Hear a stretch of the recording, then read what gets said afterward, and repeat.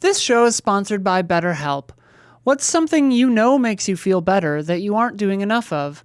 Maybe it's going on a morning walk, or reading a book, or calling a friend. Or maybe it's going to therapy. BetterHelp offers affordable online therapy on your schedule. BetterHelp.com/allies to give it a try.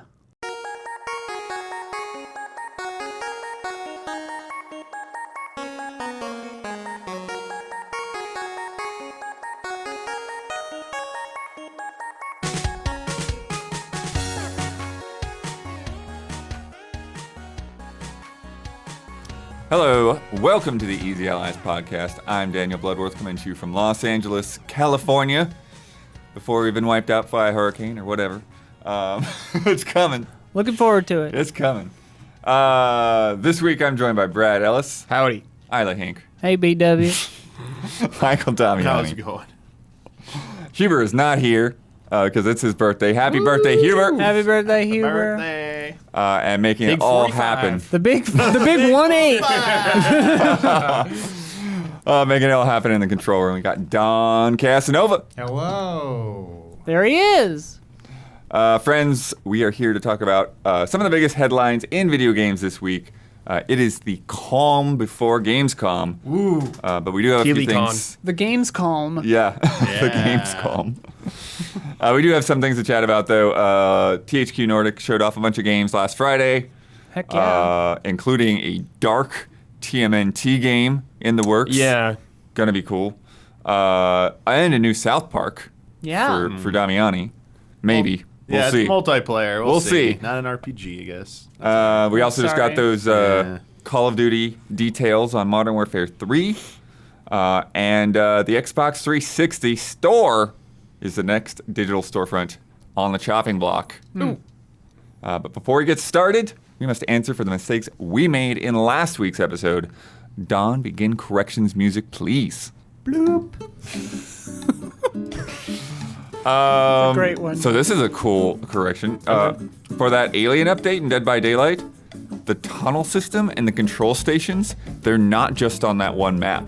It's part of the Alien's ability set. Oh, okay. Whoa. So they've made that For every level? sub-level for like every level. Wow. That's crazy. Yeah. Yeah, that's a Just lot. for the xenomorph. Yeah. That's Yeah. nuts. Wow. That's neat. Yeah.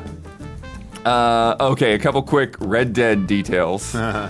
First of all, Undead Nightmare was initially released as a DLC, but it Yeah. did also get a standalone release about like a month and a half later. Yeah. So you could just buy Undead Nightmare on its own, and it came with the multiplayer as well when it first came out. Secondly, if you want to go buy the Xbox 360 version digitally in the store right now, that version costs $30. And it does not include Undead Nightmare. That's another $10. This is what I $40? said. Yeah, That's what I said last week. maybe. I don't. They were. Yes. There was a lot of back and forth. Anyways. Okay. Well, I did say that. That's you every week. I said this. I said this. I remember looking at those very numbers. So yeah, so you could go $40 for an untouched 360 game, or $50 for the, Yeah. slightly enhanced PS4 version, which Digital Foundry is now saying like, yeah, the resolution is full 4K, Yep. and has better shadows, but not much else going on there. But yeah, there were a lot of people that were trying to like correct us by saying like you could get it on sale or get a used copy or whatever. I'm like, that's not the same thing. I I mean, of course you could do yeah. that. You could also Duh. just steal something too. That's something you could do. Pirate the new one. You could. Not saying Damiani. you could. Aki is actually a new character in Street Fighter 6. Oh, okay. But people knew about her before. Oh, so it was a leak. They had Okay. there was a leak, but there was also they had shown art for her before. Gotcha. Yeah. Okay, because everyone was like screaming it as soon as like the trailer began, and I'm like, okay, people must know this character already. Yeah. Yeah, my bad. No worries. Yeah. Regarding Pokemon, Gabby said they used to just be animals. But from the start, Pokemon has always included creatures based on plants, rocks, magnets, ghosts, whatever the heck popping It are. was like that Voltorb guy. Or Right. whatever. He was just like a Pokeball thing. I think he's probably like one of those Tesla ball things. Is that what he's supposed to be? I think it's supposed to be a Pokeball, but it's kind of like how you have caterpillars that look like snakes and all that, you know. Hey, wow. So- the magnets start for Yeah. Oh, yeah. I always thought he was one of those little balls that has the electricity coming out. Whatever. Yeah. And then the biggest whiff was mine. I talked about the Modern Warfare 3 reveal as if it had happened in the morning before we recorded last week. And I thought I just hadn't seen the news yet. I thought it was just like exclusive to people that were in the Warzone reveal. And it was like, no, the date was the 17th, not the 10th. So did you leak something? I didn't leak anything. Ooh, close. But it was like, I like the day before I got, it was like, oh, this is coming up. And, you know, they were like doing the pre-thing. You know, like everyone tune in. But, so I thought that was the next day. It was like, no, it's a week later. Oh, for a second I thought you had broken an embargo, and I was like, yes, he's like the rest of us. Pretty clean corrections. Yeah. We didn't do too bad. Yeah, if you have a correction, leave it in the YouTube comments on either the public version or the patron version of this episode. Start with the word correction so I can find it in search, and leave a timestamp so I know what the heck we were talking about. End corrections music. Boop. All right, first off, we got a bunch of little games and kind of cooler games and all kinds of stuff to talk about from this THQ Nordic Showcase that happened last Friday morning. And I kind of prioritized them sort of based on what I thought people might be the most interested in. First off, TMNT, The Last Ronin. I'm not going to roll this one because it was just like one of those like mostly text-based teaser trailers. There's not really anything to look at except for like some candles going out and some like Ninja Turtles imagery and stuff. But yeah, I'm curious because before last week I was not aware of this little this comic, The Last Ronin comic. Oh yeah. This game actually got like leaked a while ago. Too. Yeah, it got leaked a while ago, and then what was funny is I saw the article from when they were reporting on the leak first, and like Michael McWhorter was just like spoiling like advanced parts of the plot line from like late in the story. Like, you're supposed to not know who this character is. Yeah, And you don't gotta it. do that. You don't gotta do that. You can just say what the premise is. Yeah. But the premise is there's like one turtle left, as far as I'm aware. One turtle left. I've not read this. I on don't a know. quest for revenge. And in everyone else is New like York City that's been dead or devastated something. by the Foot Clan. Yeah. Whoa. So one turtle and you don't know who it is. Yeah. Unless you've read it. Yeah. He uses like the weapons of Yeah, all four of them. Yeah. I believe so. That's yeah. cool. Which is That's cool. a Yeah, cool it's a idea. premise. The trailer was cool. It showed, the 4 candles, and they all were getting blown out or Yeah. whatever, and then there's the one left. So it's kind of cool. Yeah. I get it. It's a metaphor for their lives. For But the Toidles. yeah, and then so that's going to come to PC, PS5, and Series X and S. It's coming from Black Forest Games, who did the Destroy All Humans remasters. Yeah, they also did the Oh.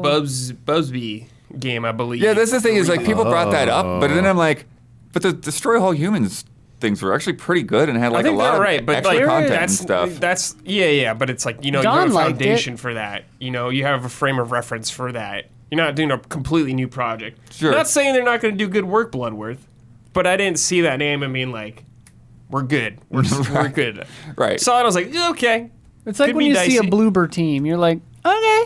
yeah. yeah. All I right. don't know what I'm getting yet. I hope Yeah. it's great though. Yeah. But I'm not sold on it. Right. Yeah, it's not anything that gets me excited. Yeah. The concept's exciting. Concept's Yeah. cool. Yeah, I think they said it's like God of War-esque, like third person, Right. stuff like that. Yeah. God So- of War inspired. Sure, yeah. Sounds cool to me. New Turtles game, AAA Turtles game. It's about time. We haven't had a really good one, like AAA, I guess. We have great 2D ones like Shredder's Revenge Yeah. and stuff. I mean, but, it's like you're saying, like I don't know if AAA is exactly the expectation well, it's for THQ, it, but yeah. so maybe not. Triple AA, I. Triple I. like, Yeah. still cool. But it could be, could be good. Could be in the ballpark of like, trying to think of a good example. Oh, like Darksiders or something. Like yeah, exactly. like not necessarily the best thing in the world, but like but still really cool fun, and still enjoyable, solid. Yeah. I hope it's good. Next up, we can roll this one now. Roll it. South Park Snow Day, 4-player co-op game, and 3-dimensional glory. They kept bringing up the 3D. Yeah. glory, like Well, it's 1995. Well, it's well, two things. It's because like the two RPGs, Yeah. you like have like depth and you move around, but it like was emulating more the style of the show. So it's cool to see them try a different direction because this looks like the N64 game. Yeah, I played that like, game. What I was trying to do. And yeah, just like seeing it fully realized in 3D is like just maybe the next step to take to render South Park. But again, we need to see probably more about what this game is Yeah, because they show some gameplay, but it's still hard as heck It's for me to tell what's very going on. chaotic. It's like So a it's bunch like of guys just like Yeah. whacking Gauntlet dudes. or something? And Yeah, then, it looks like this it. catapult thing is pretty cool. that's my worry is that it's just like a gauntlet type, just like action adventure game where you're just going through like corridors I of the think that's town what and it's- then That like you seems like move to a it's next what it area. is. So it's not like freedom of exploration. It's just like level based. And it's Yeah, like, I think that's what they're going for. yeah, I'm bummed because like the RPGs were like really good. They really were in tune with like the show humor. The second one was maybe a little rougher than the first one. It came to like the hitting the comedy notes, but functionally like they were both like pretty unique with their Right. RPG system. So hoping they would have gotten a third crack with that, but obviously that's Obsidian. Obsidian was yeah, doing this, yeah. yeah. So this is now in the hands of THQ. So and a new developer. So. Yeah, I'm willing to give it a shot. I just need to see like more of it. It mostly matters like for me, like the humor, because that is a driving reason why I liked the first two South Park games. Could have had great RPG systems and all that, but it's like you're calling it South Park. Why are you Yeah. calling this South Park if you're not going to try and nail that humor? So if it's and they did say new kid, even though it's like a multiplayer game. So I'm curious whether it's trying to build off of that same storyline of the past two games. Well, that's the gag. You kind of like start over like at no power in the second game. So it was like, hey, new kid again. Like we're changing games, so you're back to like nothing. So they can just like do it again. Where Cartman's at the beginning, it has been like I think Cartman in both one who's like introducing him to like what we're doing in the new game. So he just be like, yeah, now it's like it's a snow day. So like if they're allowed to reference the past game, but maybe it's a new maybe it's something standalone. I would imagine it's probably standalone, but I think that approach where you are like the new kid and you're playing alongside all these South Park kids and characters that you've come to love, that is probably a better thing than controlling one of the main characters instead. Yeah. I also wonder too is it just like a match-based, arena-based kind of thing, or is it this is actually like a multiplayer Diablo kind of Yeah. experience, That's what it you know? looked like more. Yeah. It looked like Minecraft. Was it Legends? Legends? Yeah. Yeah. Looks like that kind of to me. Going through with the So party. hopefully there will be like some, like even if it's not super deep, like some RPG elements totally. and all that. Absolutely, yeah. Yeah. Maybe like make your kid or how you want their class or something like that. Yeah. Next up, Titan Quest 2. Dude, I was shocked when I saw this. Yeah. The first Titan Quest came out so long ago. Yeah. 2006. I never played it, but I Yeah. think Mike had it. Yeah. And I just remember the box art of this game, and I was I like, "Oh played yeah, it. Oh, you do play it? Cool. Yeah. I It's like played an a good amount ARPG, of it. right? Yeah. A little more combat-y, but yeah, it's like a ARPG. It's like between Diablo and more ARPG kind of stuff. Yeah. There was also an anniversary edition that came out in 2016. Oh, I did not know that. Yeah. So they had a CG trailer. You get these warriors that come home from battle, and then this god Retribution appears and just like wipes them out. Mm-hmm. And then at the end, there's like one guy with a spear, and I think that's probably going to be like your player character. Yeah. Yeah, I mean that looks like the guy in the first one, kind of. Yeah, it's just You were hard like because a like these kind of armor sets, it's like they all centurion or kind of look like the Yeah. same guy. Yeah. They say the legendary action RPG makes its triumphant return. Once more, players will be immersed in the mythological realm of ancient Greece, facing unimaginable challenges, striving for exquisite loot, Whoa. and combining different masteries to create unique, powerful character builds. Their ultimate goal is to stop Nemesis, the goddess of retribution herself, as she weaves malevolence into the threads of fate. Are you prepared to challenge a deity and etch your own heroic saga? Wow. And they say that you can do solo or co-op. Mm-hmm. Oh, cool. And then this is being made by Grimoire Games in Germany, who were behind Spellforce 3, Oh, okay. which I'm familiar with slightly, but haven't played myself. And then it's coming to PC, and apparently it's coming to PS5 too, because it was in the PlayStation blog post as well. Oh, okay. No Xbox? It might be, but it's not always weird announced? because like their press release didn't even mention PS5. Oh, okay. Got and it. then it's on the PS5 page. Well, okay. I see. Maybe it's coming to Xbox too. Well, Titan Quest eventually went to like a bunch of different things. Yeah, it so- was. Yeah. Cool. Multiplat. Glad to see but that. this is kind of like the start of like one of the themes of this showcase. Is there's like a lot of these like kind of older franchises Yeah. from European developers that are coming back here. And you're like, oh, Yeah. sweet. Speaking of the next thing, we got an update on Alone in the Dark. But it was kind of like just here to be here kind of thing. Just happy to be here. Just to remind you. Yeah, because they did 2 trailers, and both of them were focused entirely on the actors. So Jodie Comer and David Harbour, they're just basically standing in like this empty, foggy room giving monologues. Wait, these are the trailers they showed for Yeah, it? that's it. Like, Oh.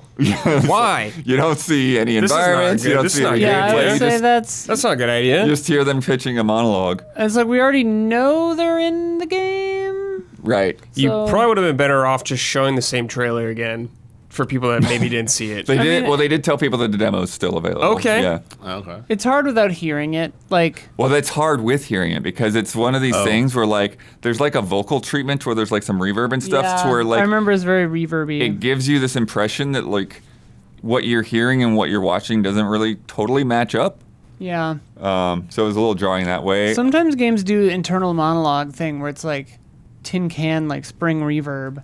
And I'm like, that's not the choice. Yeah. Like, let's not please do that reverb. Like, you can do it with a little bit of reverb, a little bit of presence, Right. or an echo, but like spring reverb ain't it. It ain't it. Blood, the vibe of these trailers is weird to me, dude. Yeah. I feel like I'm at a very small local theater or something. And it's just like, just a small Yeah, 'cause show. you just up on a stage Yeah, talking with I'm a just like, what's spotlight over 'em. happening, dude? And it takes me back to like the LA Noir days where it's like, look at our face tech. Yeah. Yeah. Yeah, I was wondering if this is like trying to show like the upgrade or something. And like, Well, I think yeah. they're trying to show off the performance actors, capture yeah. entirely Yeah. for sure. And like the PCAP looks pretty smooth. It looks good. Like, whatever. I think it would look better in context. Like this is a tough thing for a video game, even if your performance capture is very great, to pull off, because it's like all the focus is on that. Like if he Right. was giving this monologue while walking through, a Victorian house or whatever, there are other things to look at and concentrate Yeah. on, and he might look more in place instead of, like you're saying, like on a stage. I really hope the next Kingdom Hearts trailer's like this. I hope so. That's amazing. But yeah, Just really, Mickey giving like an yeah. impassion. He's like got a whiskey in his Listen, hand. the darkness is back. You guys. But yeah, Blood, I don't know what they were thinking with those 2 trailers. Yeah. I don't understand why you would do that. You could just show something I think spooky in the his game. comes across a little bit better than hers. Yeah. Like, again, you have to hear it to even, yeah, but still, like, show me the game more. Right. I guess. Yeah. You know what you do? You do both of those, and then, but you spread them out throughout the showcase, right? So it's like three Devolver thing? 3 trailers, then her, 3 trailers, then him. 2 more trailers, and then one of the monsters giving a monologue, but it's all like growls and like this otherworldly guttural Like speech that you don't understand. drinking coffee or yeah, something. but he's like impassioned and he's talking about things and he seems to know what he's talking about. Then the whole thing is contextualized as a joke, and then you're like, oh, this is wonderful. Yeah. Weird trailers, but I still want to play that game. It looks fun. Yeah. Yeah. Yeah, Yeah. 'Cause it's I'm one of those things jazzed where, like, for that game. even though I've never played the original, Same. just seeing like the Dude. side by sides and stuff of like, oh, they're recreating this thing. Yeah. The OG one is, it's jank as hell, but it was awesome back in the day. That Yeah. freaking bat, man. Oh, Batman. Batman. Next one, Recreation, coming up. We've seen this in This looks like some Dawn game. Yeah, I was past, going to say, Don's THQ game. salivating. THQ Showcase. But this is from Three Ooh. Fields Entertainment. Hold West. It looks like the Trackmania. Trackmania?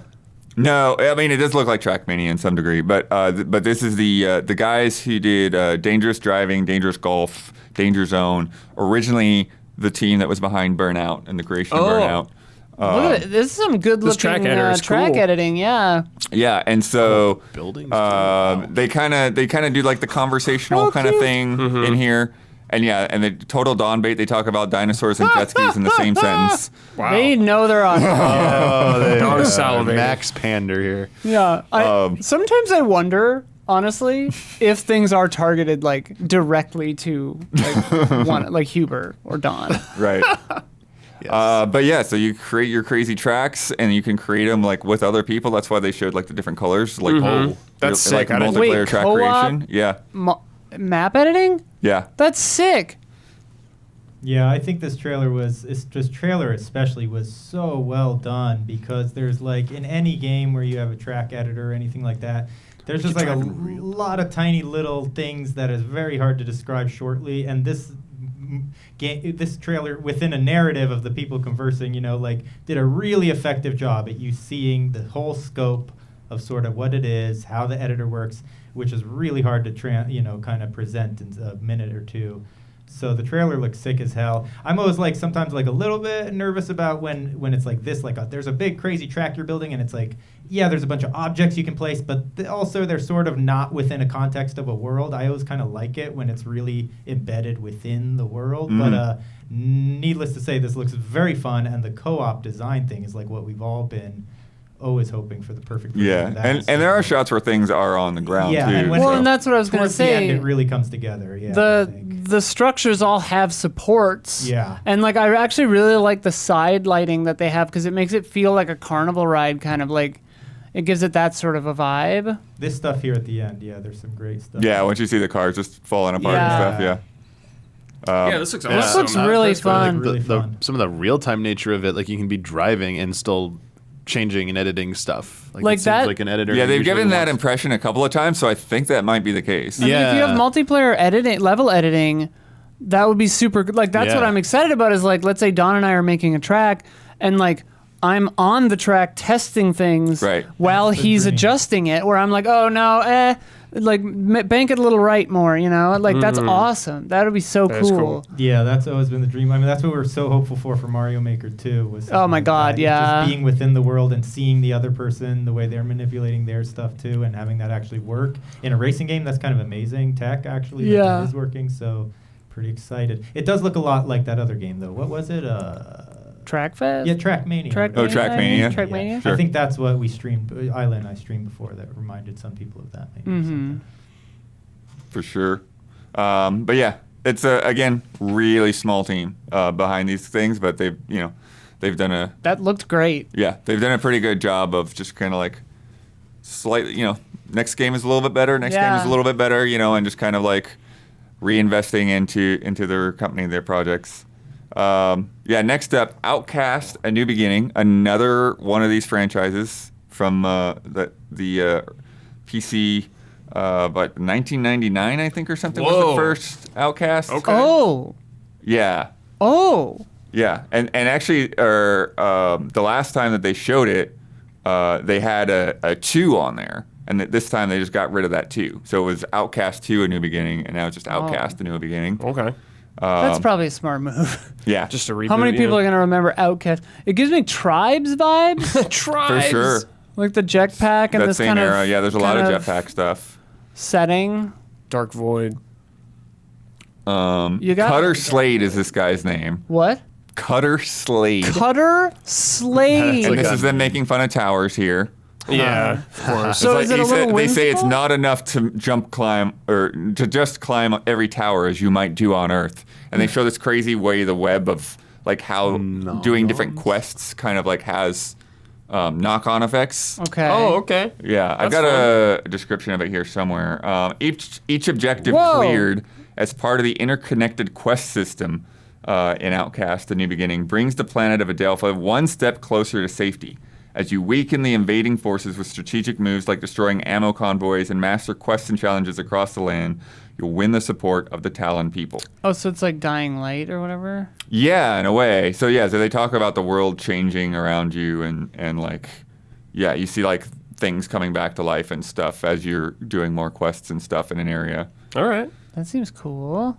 And they'll become stocked with more useful items and Cool. stuff like that The as you flying do more and quests. Yeah. the flying and then going underwater looks cool. Like it feels like the promise of Anthem. I like the coming to crazy weird fruition. creatures here. Yeah, the mounts and stuff. Big really like neat. That's inflatable cool. elephant whale things. I don't know what else to describe them for listeners. Oh, there's some shooting. But yeah, then you fly up there and start shooting down the spaceships and stuff that are invading. Yeah, I wonder how the combat will be. Yeah. I feel like combat games you have jetpacks is always kind of tricky. It's either great or misses the mark. I feel like, yeah. Like, what was the Capcom one? I was just trying to Dark think Void. of Dark Void. Dark Void, yeah. It was But, I not mean, good. Again, this predates that by quite a bit. Yeah. The gameplay is pretty similar. I was like looking back on the original one a little bit. I remember that logo, the Outcast with the. And the original had a remake that came out in 2017 Oh wow, as well. But yeah, nice. pretty fun stuff there. Mm-hmm. Next up, we have Trine 5. This trailer, I know we don't want to just be too dead aired, but I really want to see your reactions to this ridiculous trailer. This trailer escaped the Wii marketing playbook. It is. Are two old men going to show up at the door? Yes. Oh, yeah. Hey, Oh my god, a fist agape. pump? oh yeah, he's gonna hop in. Yeah, there he is. So one guy comes and hops in, and friends then you are start wizard, playing he's a together. wizard. Okay, so they're showing that it's couch co-op and and it's- that you show up. And we get a lot of dropping. shots of the cats in this So when apartment. they're showing the screen, that's direct feed just placed over. Yeah, TV yeah. screen. There's no way it looks that good shot off the screen. Oh, I'm sure. Because Yeah. it looks They're really fighting a boss This battle thing now. I'm actually pretty. All right. Oh, we got another friend. What's she doing? What a diverse friend group they have. Oh, I'm like, that's funny. That's cute that he offers the controls. Yeah. So now you got the whole party going on here, I thought this would get to and try solving the puzzles and stuff together. Trine 5, dude. Yeah, it's made it to 5 games. It's Yeah, hell yeah. Yeah. There- Somehow I missed that there was a 4 or something. Trine, And, Trine is always. the pizza guy's here now. Is he gonna And they play give him a with controller. That is a greasy pizza guy. Bring us some free pizza. Oh, it's You 4 play. players. Yeah, you can do 4, even though It's there's just 4? 3 characters. Yeah. I thought it was always just 3. Oh, but usually. yeah, there's only the knight, the wizard, and the thief, right? Yeah. Yeah. And there's just doubles you up can on just them? double up on one If of them. you That's want. so That's funny. fun. That's cool. But yeah, just the vibe. Yeah, you're right. This This is a weak is bombs, so yeah. funny. Aw. Give a controller to the cat. Yes. Give a controller to the cat. Last player alive, dude. Get in there, pizza guy. Attention. This is a good trailer. Whoa. I think this They is a do good say the trailer. puzzle system adapts to the size of your party, so even players who have been with Trine since 2009 are in for surprises. Trying since 2009. August 31st. Yeah, I dude. played the first one. Yeah, way I back played in the day. a It was few of cool. them. I think I played Yeah. Trine 3 also. Yeah, they had we skipped over it, but there were some post-credit scenes with the pizza guy in there. Pizza. Yeah, did they share the za with the pizza guy? The greasy pizza I don't know if we ever man? saw a Hopefully. shot of him eating a slice, but maybe, probably. They didn't want to spring for za on set. That's a funny trailer. And the last one we're gonna hit on here, the Gothic remake. Oh, okay. Hey, baby, what are you up to Again, later? the original came out in 2001. I was hitting on it. Oh, because Gothic? Because that's what Blood said. The last one we're going to hit on. Oh, got it. old BW. Got it. Old BW. Crows. And then the last game in the main series was Gothic 3 in 2006. Yeah, so it's been a while. This is a remake, you said? Yeah. So this is Cool. a remake. You see this guy. So what was interesting is they say it's in engine, but this is so Yeah. super scripted. Yeah. Deep down. Cutscene, yeah. Well, it's a cutscene in engine. Yeah, sure. It's just one of the it's like one of those things. I don't know. Yeah, I know what you mean, Blood. Yeah. Definitely. I never played any of these games, so I have no idea what to expect from I them. think I actually own everything a and throw it box away. copy of one that I've never Cool. opened. Yeah, But hey, I'll check it out. probably 3. So it's like Thief or. Yeah, do you know what the original games were like, Blood? I don't really know much. I know it's definitely Oh. kind of gritty RPG, but I don't know if it's more action RPG Okay. or what the systems are like. I like all those things, though. But yeah, that's part of it too. Now throw is that that, away. They show this guy go through the camp, and then Oh, what the? while some other guys are distracted in a fight, he goes and steals their purse, and then he goes off and tries betting it on a monster fight or whatever. But the idea is that they're showing this environment this is a place that people are familiar with from the original game. Oh, okay, that's cool. So they're just kind of seeing how it's all come to life here. But it's it's all of these interactions and stuff. It's NPCs aren't going to be acting like No, this. they're not. So They might. to but yeah. some degree. No but game does that like Yeah, this. the way the camera's following everybody's motion and everything like that. It's just all right. You do get a little hint at this little fire dimension Yeah, guy down wyvern there. or something? Not quite a dragon. Heat waves in this. Yeah, Yeah. the heat wave effect is prominent. I would say. Uh-oh, whoopsies. Yeah, He's he got getting- caught. Busted. Oh, he got his head bammed on a thingy.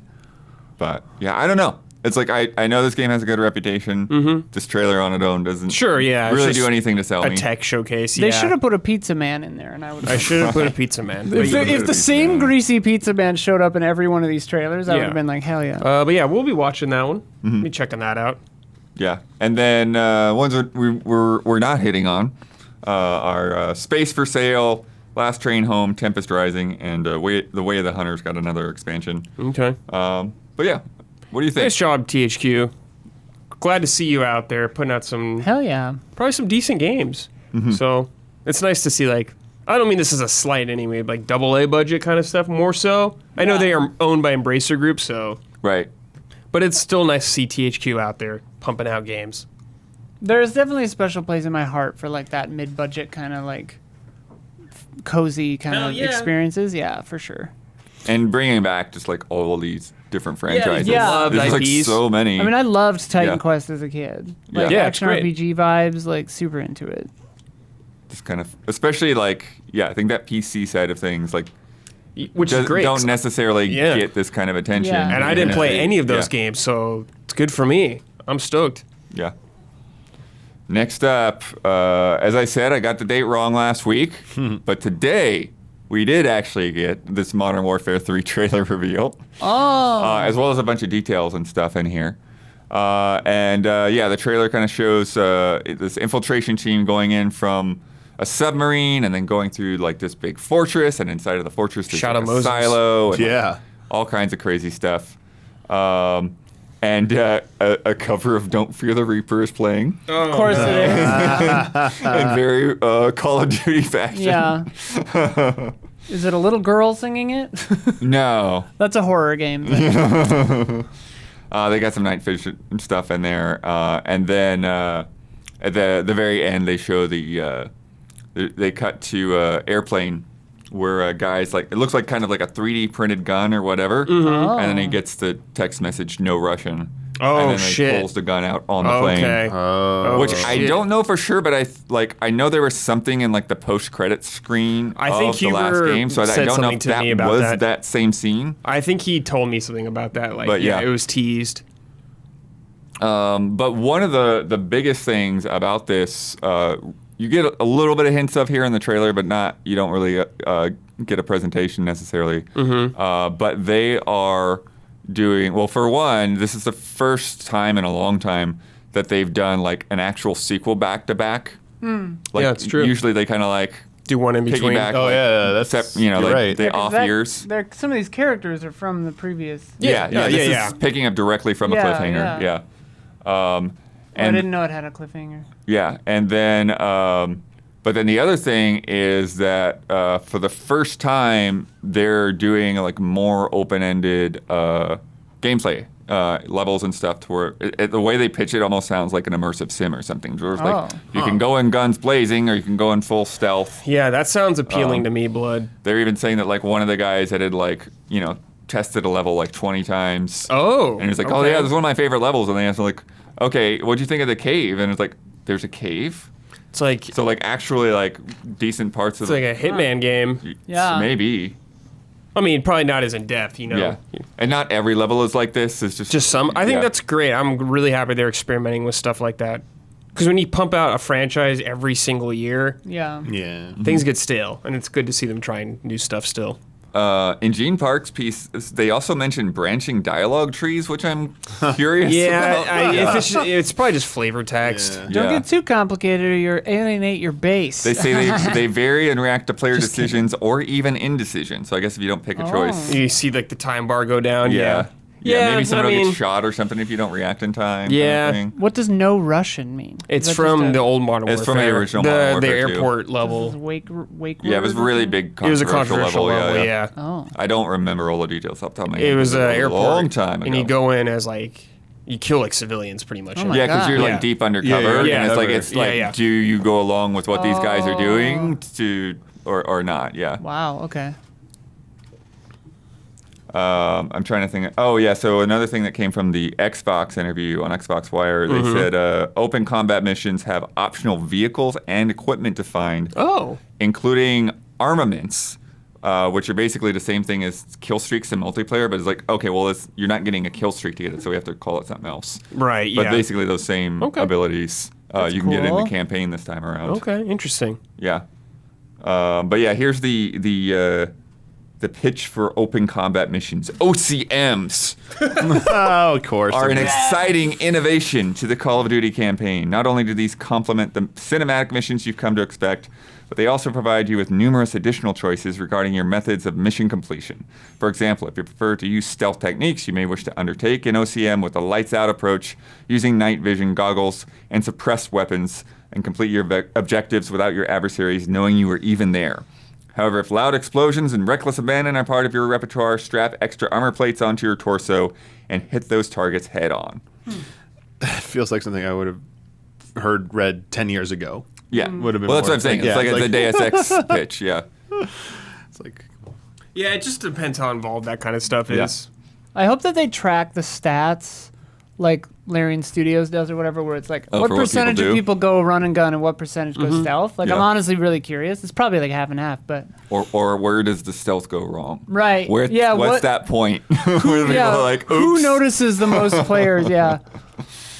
They did talk about all kinds of other stuff too. Multiplayer is going to have all 16 launch maps from the 2009 Modern Warfare 2. Yeah, I saw people really excited about this. Yeah, modernized with all the new modes and gameplay features. There will also be 12 all-new core 6v6 maps in the post-launch live seasons. There's also going to be also going to have 4 huge environments ready at launch and containing a host of new play spaces composed of 3 brand new battle maps, large-scale locations where ground war and invasion game modes will be fought, and a single colossal war map. Okay, like a battlefield map? Yeah, it almost? was a war mode that was debuted in Call of Duty World War II. Oh, I played that then. I can't remember if it was cool or not, though. Yeah, 2017. And then some other multiplayer features they confirmed to have day one. Map voting is going to come back. Oh. Okay. They call it classic mini-map behavior with red dots indicating when an enemy is firing an unsuppressed weapon. All chosen perks will be available at the start of each match. Covert sneakers perk allows for silent movement. Assuming you've chosen the correct footwear. That's an interesting note. Yep. I mean, that's kind of cool if outfits and stuff have gameplay ramifications like that. Yeah. Like if you have loud shoes on or pants or whatever. Right. They had a lot of nitty-gritty details on movement tweaks and stuff, like being able to like cancel stuff like slide animations and that sort of thing. Whoa. There's also carry forward every multiplayer weapon you currently have in Modern Warfare 2 Arsenal, along with all the new weapons will be available in Modern Warfare 3, accessible on day one. oh, that's That pretty seems good. so strange to me that they're actually doing that. Yeah. That's like seems like something I wish they did a long time ago. I mean, like, better than late than never, but very interesting from them. Yeah. And then Zombies is in this one as well. Yeah. And the blurb for that, for the first time, team up with other squads to survive and fight massive hordes of the undead in the largest Call of Duty Zombies map ever. Wow. Modern Warfare Zombies tells a new zombie story from developer Treyarch with missions, core zombies features, and a host of secrets to discover. Okay. The last Call of Duty Vanguard I reviewed, and they had zombies mode in it, and it was very bad. I remember when it came out. Oh, yeah? So hopefully it was extremely bare bones. I remember when it came out. So hopefully this one's good right out the gate.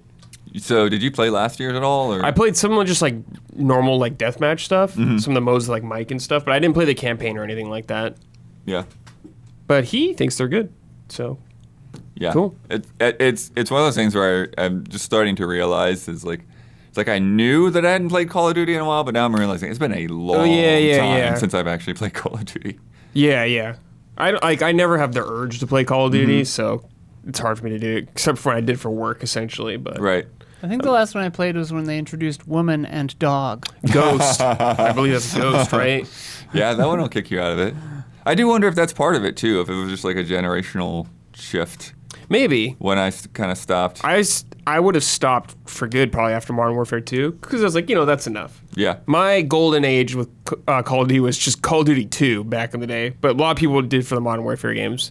But every time I play them, they're good games, Yeah. so I understand the appeal, definitely. Yeah, that's the way I always felt too. Like Yeah, when I they're jump into those solid like games. multiplayer and like, Yeah. dude, there were like It's fun. so many freaking modes here. Yeah, it's Yeah. definitely value. I always had more experience with Battlefield. Yeah. Yeah, it's been a couple years on Battlefield too, so I played a lot of 2042. maybe we'll see that next year. 2043? 2140? No, I don't think you'll see Or any Battlefield quite 1942. yet. No? Yeah. They I working think- on tweaking it more or something? They've People were been saying tweaking that, it right? now Yeah. for a while, which I heard it's in a much better state, but I think Yeah. you're going to wait maybe a little bit longer. Okay. You got to let that puppy cook. We've got more news to come, but if you've been enjoying the show so far, please take a second to like and subscribe and ring that bell. It helps us and it helps you stay connected.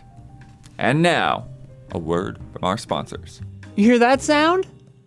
That's nothing, baby. That's the sound of a sale you're missing out on because you're not using Shopify. And what does it sound like with Shopify? Ah, that's much better. Start selling with Shopify today. Shopify is the commerce platform revolutionizing millions of businesses worldwide. Whether you're a garage entrepreneur or IPO ready, Shopify is the only tool you need to start, run, and grow your business without the struggle. Shopify puts you in control of every sales channel, so whether you're selling satin sheets from Shopify's in-person POS system or offering organic olive oil on Shopify's all-in-one e-commerce platform, you are covered. And once you've reached your audience, Shopify has the internet's best converting checkout to help you turn them from browsers to buyers. No matter what size you plan to grow to or find yourself growing to out of your control perhaps, Shopify can take you there. It can handle any size business and take you to that next level. Also, I didn't know this, Shopify powers 10% of all e-commerce in the United States, and Shopify is truly a global force, powering Allbirds, Rothy's, and Brooklinen, and millions of other entrepreneurs of every size across over 170 countries. Plus, Shopify's award-winning help is there to support your success every step of the way. This is Possibility, powered by Shopify. Sign up for a $1 per month trial period at shopify.com/allies, all lowercase. Go to shopify.com/allies to take your business to the next level today. That's shopify.com/allies. Check it out. And if you are a patron of Easy Allies, thank you. All right, next up, Xbox 360 is closing its store on July 29th, 2024. We've had this pop up with the Wii U and the Wii, PS3 and the DS, and the PS3 kind of did, but they rolled it back to where it's like, okay, you can't really buy stuff on the store, but you can like load up money from somewhere else and then buy it. It's confusing. Yeah. But the 360 is on the chopping block now. Yeah. I mean, so roughly a year's head up. So, Yeah. I mean, at least it's not sudden, so that's something. And also, unless I read it wrong, you could still buy 360 games that are like compatible. Yes. As long as you have Xbox One or Xbox Series XS. So Yeah, you can so still, backwards compatible games you can buy Yeah. on the other stores. It's the store itself that's being shut down. So you can't buy things through the Xbox 360. Yeah. It's funny because I always kind of assume that the new consoles are just updates, or like, I always assume they're accessing the same like pool basically. It seems like that now more so. Yeah. Yeah, But I guess back then if it you go wouldn't and put, be. if Yeah, you boot it up a wouldn't be. 360 and like try to do anything, like you can see just how Yeah. ancient it is. And even when you do like the backwards compatibility, it's like loading up like a virtual 360. Yeah. Oh, wow. Yeah. Yeah. Woof. I guess I'm curious at what games that are not going to be compatible that will be lost. I imagine a lot of people are going to Inaccessible. put those lists together soon. Mm-hmm. Yeah. I even saw Gerard the Completionist tweet out, "Here we go again." So Oh, maybe no. they're going to do Yeah. another Oh, big right. thing to buy Gerard! all the... Don't do it. Save do it, your money. man. I couldn't even do it. My 360 died.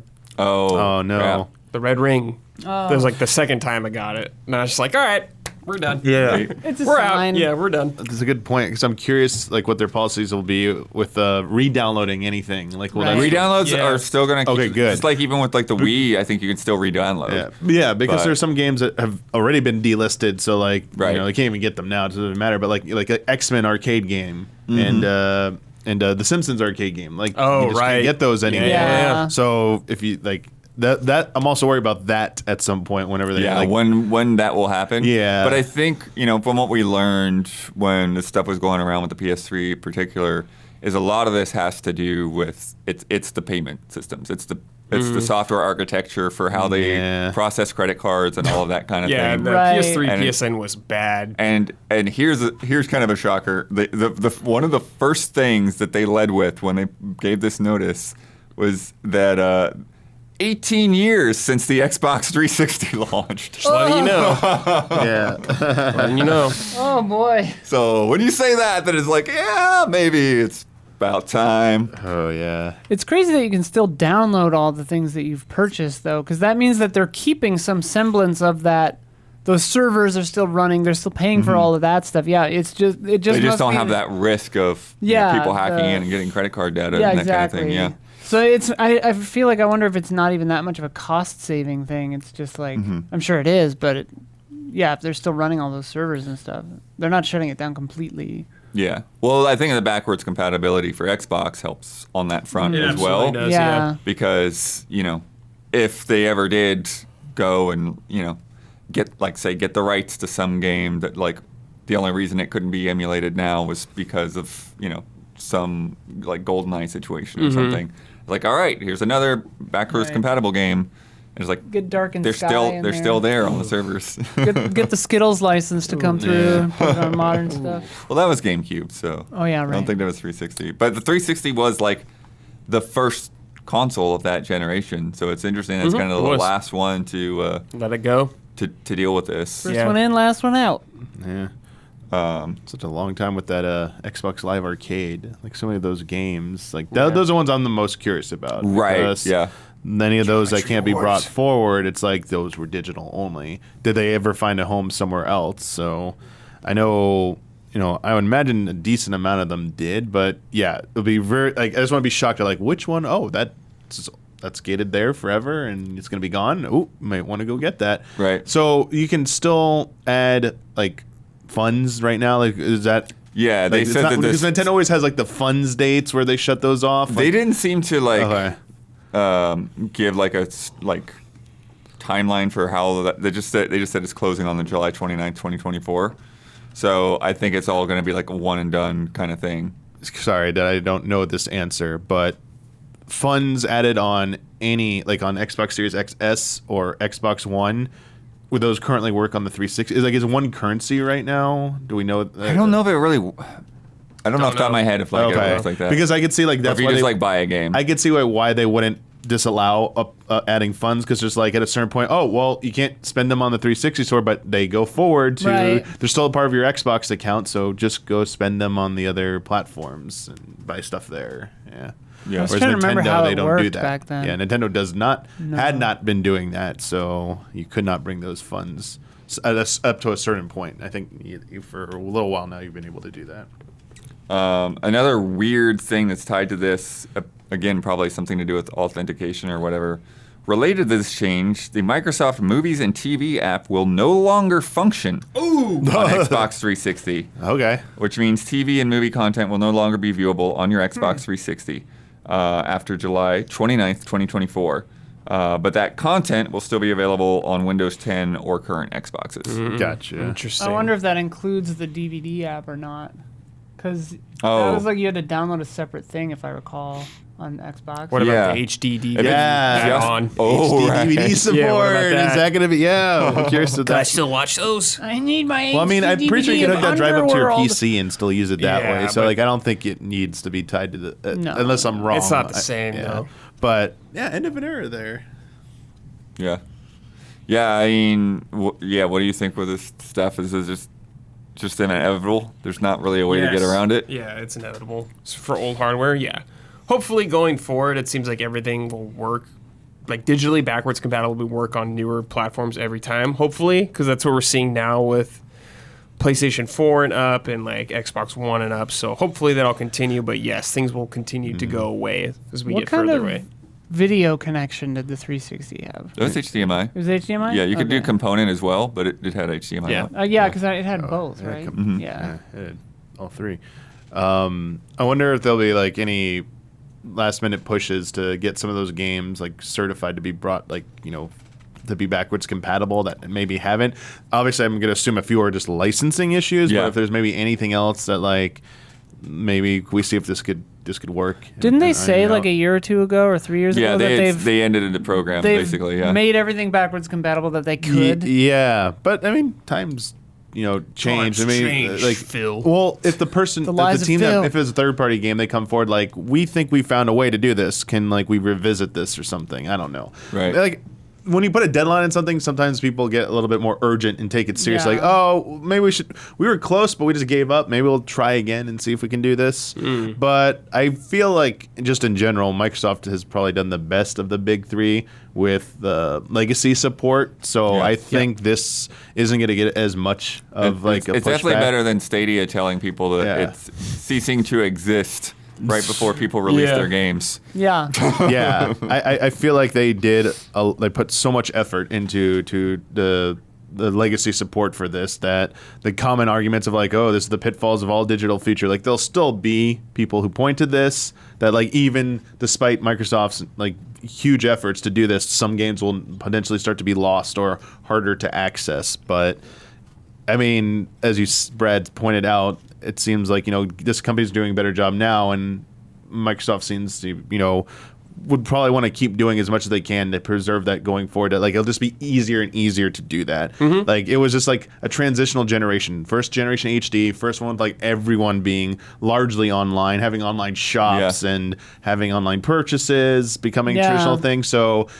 I feel like you can slightly excuse some of that because it was like just the industry growing at this point. Yeah. Now it's a little bit more standardized. Yeah. Well, it's funny looking back on like the original Xbox and still like pull out that like Xbox Live Arcade disc on my shelf. Yeah, it was a disc.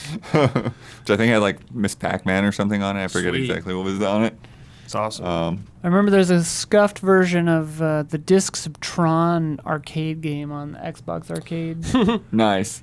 It wasn't as good without the environment and the Oh, yeah. controller, Yeah, but it's not the it's same. there, Nice. In other Xbox news, one that it might be a little bit more messy to try to sort out, but 8 strikes and you're out. Xbox is introducing a new strike-based community guidelines enforcement system. So basically, players can receive up to a total of 8 strikes before they get banned for a year. Okay. So basically, each strike remains on record for 6 months. Okay. And Okay. each one results in a suspension from Xbox social features for varying lengths of time. So the more strikes that you get, like each time you get banned for longer. So like if you get like a mild strike for like profanity in your username or whatever, you'll be like banned for a day. But then if you get Okay. another one, then you'll get banned for a little longer and so on and so forth. Okay. At first, like I think a lot of people that just kind of like skimmed over it were like, 8 seems like a lot of infractions to have. Yeah. But one of the things they explain is that, like, if you do something like pretty heinous, like that can result in multiple strikes. So you get like Oh, okay. 3 strikes for like one incident. Okay. Like if you're like okay. using hate speech Strikes or for something. Right, the crime. right. Yep. I mean, yeah. So it says the new system attaches strikes to every enforcement, ranging in severity based on inappropriate activity. Each player will now have a view of their enforcement history. So that's interesting. Oh. You can actually look at your profile and see how bad of a boy you've been, including strikes and the overall impact these have on their player record. This revised system gives player a better understanding of enforcement severity and the cumulative effect of multiple enforcements. Can you see other people's No, I enforcement don't history? think so. Probably Okay. not. You're like, this guy's a dick. And you look and he's like, oh, yeah, this guy is a dick. Enforcement transparency, you can usually tell that just by the username, though. Yeah. That's true, yeah. Enforcement transparency is about giving players clarity into how their behavior impacts their experience. Our content moderation efforts are not changing, as a result of the new enforcement strike system, which I don't know exactly what that's supposed to mean. I guess It means just that the guidelines are the same. They're just the punishment is punishment changing. is different. Maybe I guess. And they also clarify there are no automated enforcement actions. Okay. It's all somebody Individuals? looked All of them are over reviewed. this. Wow. What a job, dude. Yeah. Just sit there and be inundated with like hateful stuff all day. Yeah. Oof, how do you psychologically They're withstand just like, it's that? not at me, so whatever. I mean, I guess. Yeah, I guess. But yeah, so if you get suspended, you'll be suspended from features like messaging, parties, party chat, and multiplayer. Damn. But you will still be able to play single player games. If you can play them not online, right? But all single player games? Well, you'll be able to play single player games. There's another, I forget where it is, but there's another layer where it's like if you do something that's like illegal. Oh, it's like yeah, you're You gone. could still be like Okay. completely I see. permabanned. Yeah. Permabanned. They send a signal You won't be through able to your, do anything with to your that. console. Xbox Man. that burns it up Ooh, and digital library. Yeah. Be careful. Phil pops out with a message. Virtual Yeah. Phil. stabs you. You're done. Oh yeah, here it is. Yeah, You get- Xbox you get retains the video ability to droned. permanently suspend all functionality on an account, including access to purchases. Woof. Yeah. Wow. So don't be that bad. Don't be that bad. Bad boy. They put up this big graphic that was really complicated, which was like a timeline of things. You'd have to full screen it to even like read any of it. It was, but there were some weird little things in there. But you could see like how like profanity would get you 1 strike, and the other things would get you 3 strikes, whatever. But there's a part on there that described as, quote, user reads community guidelines and improves behavior, which our mods found very funny. Yeah. That is funny. Does that? Well, this is something I was thinking about. Like, can you get? So let's say you're at 5 strikes or whatever. Can you do good things and have strikes removed? Can you like make up for it? You can appeal Okay. and then have a strike But like removed. reading community But it- guidelines doesn't remove a strike. or No, I something? think you still have to wait the 6 months or Okay. whatever for a strike to Dude, this expire. sounds like YouTube. Just like all this stuff. Yeah. Well, YouTube is using bots though. Yeah, well, I hope they keep their word. Yeah. I mean, I feel like I keep hearing more and more online games are moving to this type of like a point-based system for infractions, and that you earn a certain amount of points, you start getting bans, and severity of ban depend on that, and then points take X amount of time to be removed from your account Right. before. So I like whether or not the transparency thing I think is a little bit unique. That like you can just go into your account and see it. I think Right. like I Yeah. know Yeah, well that's the thing. some it's like games you can don't even like show you how many you have. You have to like contact support, be like, how many do I have again? Or something. Yeah, because they Right. showed that interface, and like you could see like a little bar filling up with all the ticks of how many strikes you've got left, as well as what you did wrong and the community guidelines link to see like what they're expecting out of you. So It's- in terms of like knowing, and like not feeling like what happened, Yeah. I think that's it's good. Yeah, that's good. This is something like it helps people learn, I guess. I don't understand why people are like, why are you out there being a dick? Yeah, I don't know. Like, what's the point? Because they can. I guess. Yeah. And they recently also announced that thing where like you could record the chat and stuff and like Oh, yeah, submit it in yeah, reports yeah. separately from like your regular video captures and stuff. Yeah. So that's Honestly, nice. like, I think there are no probably perfect solutions to this kind of stuff, and I think any kind of move forward or like attempt to do some kind of system like this is good. Like, they have to find ways of dealing with this kind of stuff, Yeah. and especially like for people who are more frequently targeted by hate and stuff. Like, it's not your fault for just existing. You got to be protected somehow, from somebody just having like a slur against you in their username, Yeah. for like no reason. Well, I mean, and we've even run into that before where it's just like the headache of like, oh, Hebrew was in this multiplayer game and just never noticed this guy's freaking screen name, and we got to blur I was all in this that too. garbage out. I was in that too. We were playing together, and this person just kept jumping around. They had this hugely offensive name. And it took us both a second to realize it, and then we were like, "Oh fuck!" Like, "Oh, how do we?" And then like it was Destiny 2, I think. We were like trying to figure out how to like ban them or like kick them, and we couldn't figure it out. Like, yeah, it was not fun. Yeah. I guess an upside, but this is kind of PR speakish to me, but our data shows that players typically stop inappropriate behavior after one enforcement, quickly learning what is and is not acceptable based on the community standards and how to better engage our platform. And they had said something like 1% of players Oh, wow. are like doing this stuff. Need enforcement anyway. Yeah. So I mean, yeah, I suppose like 8% of that percent is like an 8-year-old who doesn't understand what they're doing is wrong, and like all they need to do is be told, and they're like, oh shoot, sorry, like I didn't mean to hurt anyone, like some of it is a learning experience, a learning opportunity for people, and I'm glad that there's space for that. Some of it is just like, and I'm glad that different infractions are worth different points, because some stuff I'm like, just get them out of here, like get thee gone, get behind me, Satan. I just don't use voice chat either. Oh no, Don't talk to never, me. ever, never, ever. I never use voice chat. I don't look at chat. I don't look at people's usernames. But I turned on the voice chat in Modern Warfare 2's Oh, no. multiplayer one time, and it's like the entire lobby, and it was just like insane, like sounds constantly, like just like people freaking out. Shut up! You said like just like chaos the whole time. Yeah, and dude. it's always somebody like just like blasting the news or like Papa Roach or something while they're eating Doritos. blasting and it's just Cisco like, or oh something. my god, like what complete pandemonium. you hear God. kids crying in the back. Yeah. It's like, shut up. Yeah. I do. Sometimes I'll have proximity mics on in Sea of Thieves. Right. And I've had good experiences. Oh yeah, me too. BattleBit was really good. Yeah, like usually it's like funny. Like I was just showing my sister and my mother-in-law my boat and like showing them Sea of Thieves or whatever. And so I wasn't playing, and I was alone on a galleon, which is a 4-person ship. And these 2 people came, and I was out in the middle of the ocean because I'd been sailing around, and they came on my boat, and like they were like, "Are you soloing a galleon right now?"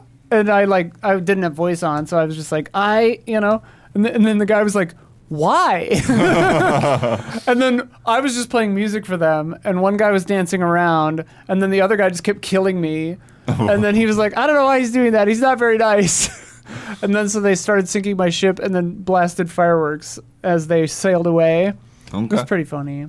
Going back to like early Xbox Live Arcade stuff, I remember, when voice chat was still a new thing for me, and like Crimson Skies, just like we're just full on conversation, get to know this guy, like we just met at a club somewhere. SOCOM 2, baby. Dude, I was just gonna say, SOCOM. I've told this before, but SOCOM on the PS2, because I had that internet thing from the beta for Final Fantasy 11.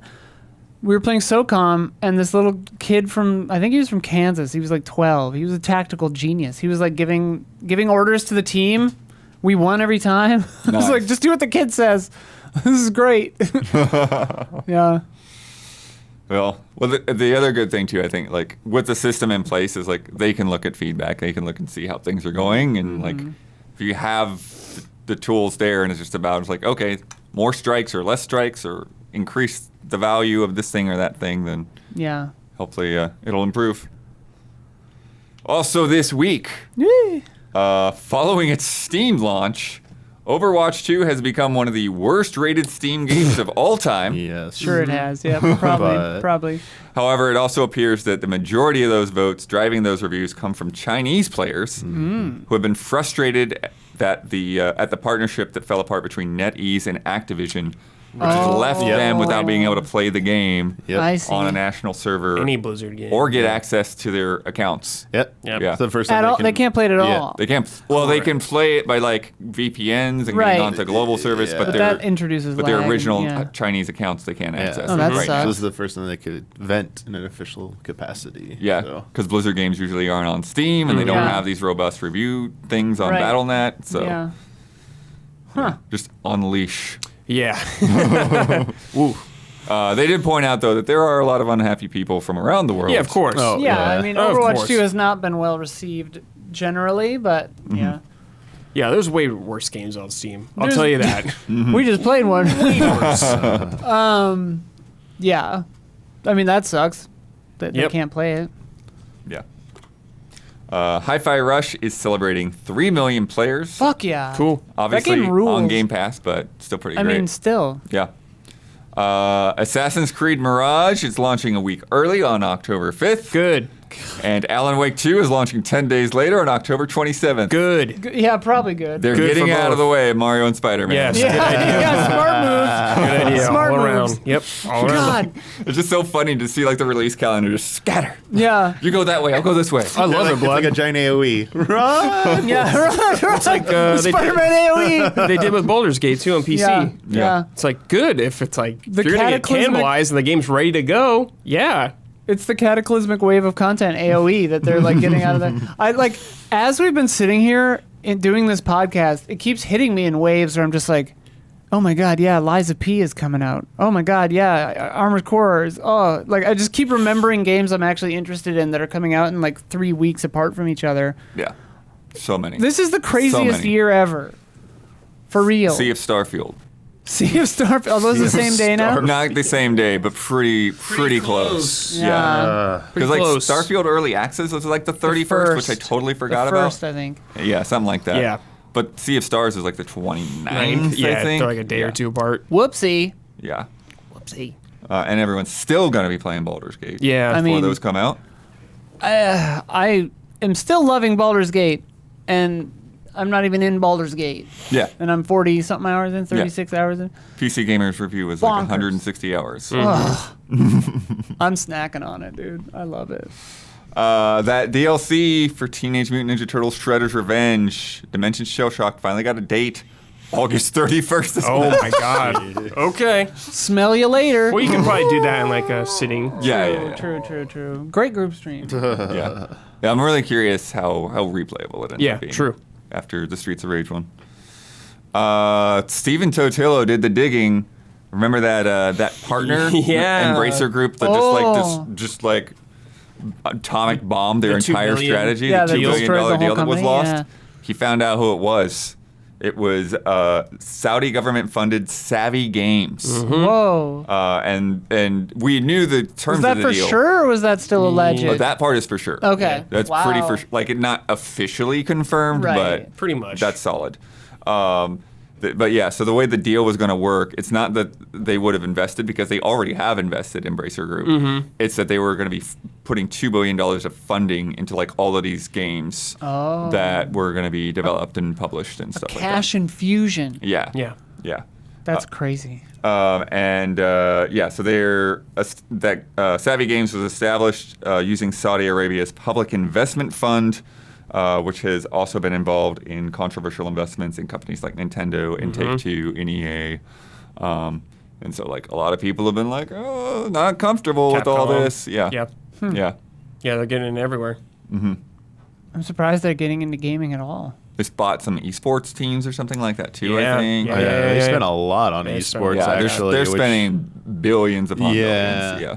Wild. Had Live Golf too and all that stuff going on. Yeah. NetEase, again, we're tracking the NetEase Yep. moving and shaking all around the world. Yeah. They're in Austin now.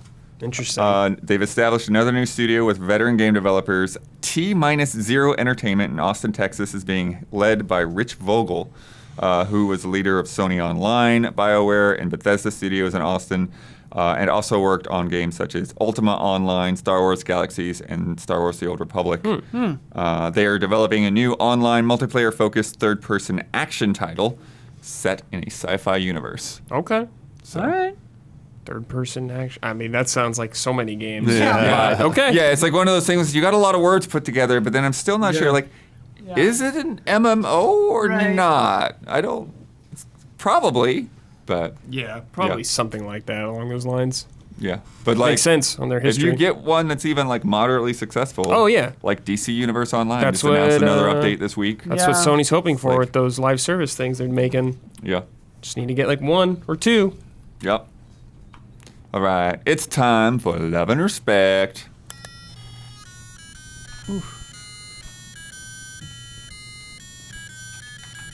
Love and respect. From Jack Harmony. Hey, allies. I feel like there's been a growing backlash against narrative-driven games, especially ones with a cinematic presentation. Quote, if I wanted a story, I would watch a movie. Is a very prominent talking point I see people make these days about games like The Last of Us or God of War, with some even going as far as to say that games like these should just be movies, or even no story in any game is good. What? I've heard you say that before. Listen, I that was a long time ago. Hey, we got the wish. Yeah, It came and a show, I like the watched show it, more and I than the watched it. game. Like, Yeah. sorry. I put my money where my mouth is with that one. I like the show a lot. It makes me think that a lot of people just see games as toys to press buttons and release some rewarding brain chemicals rather than interactive pieces of media Yeah. or art.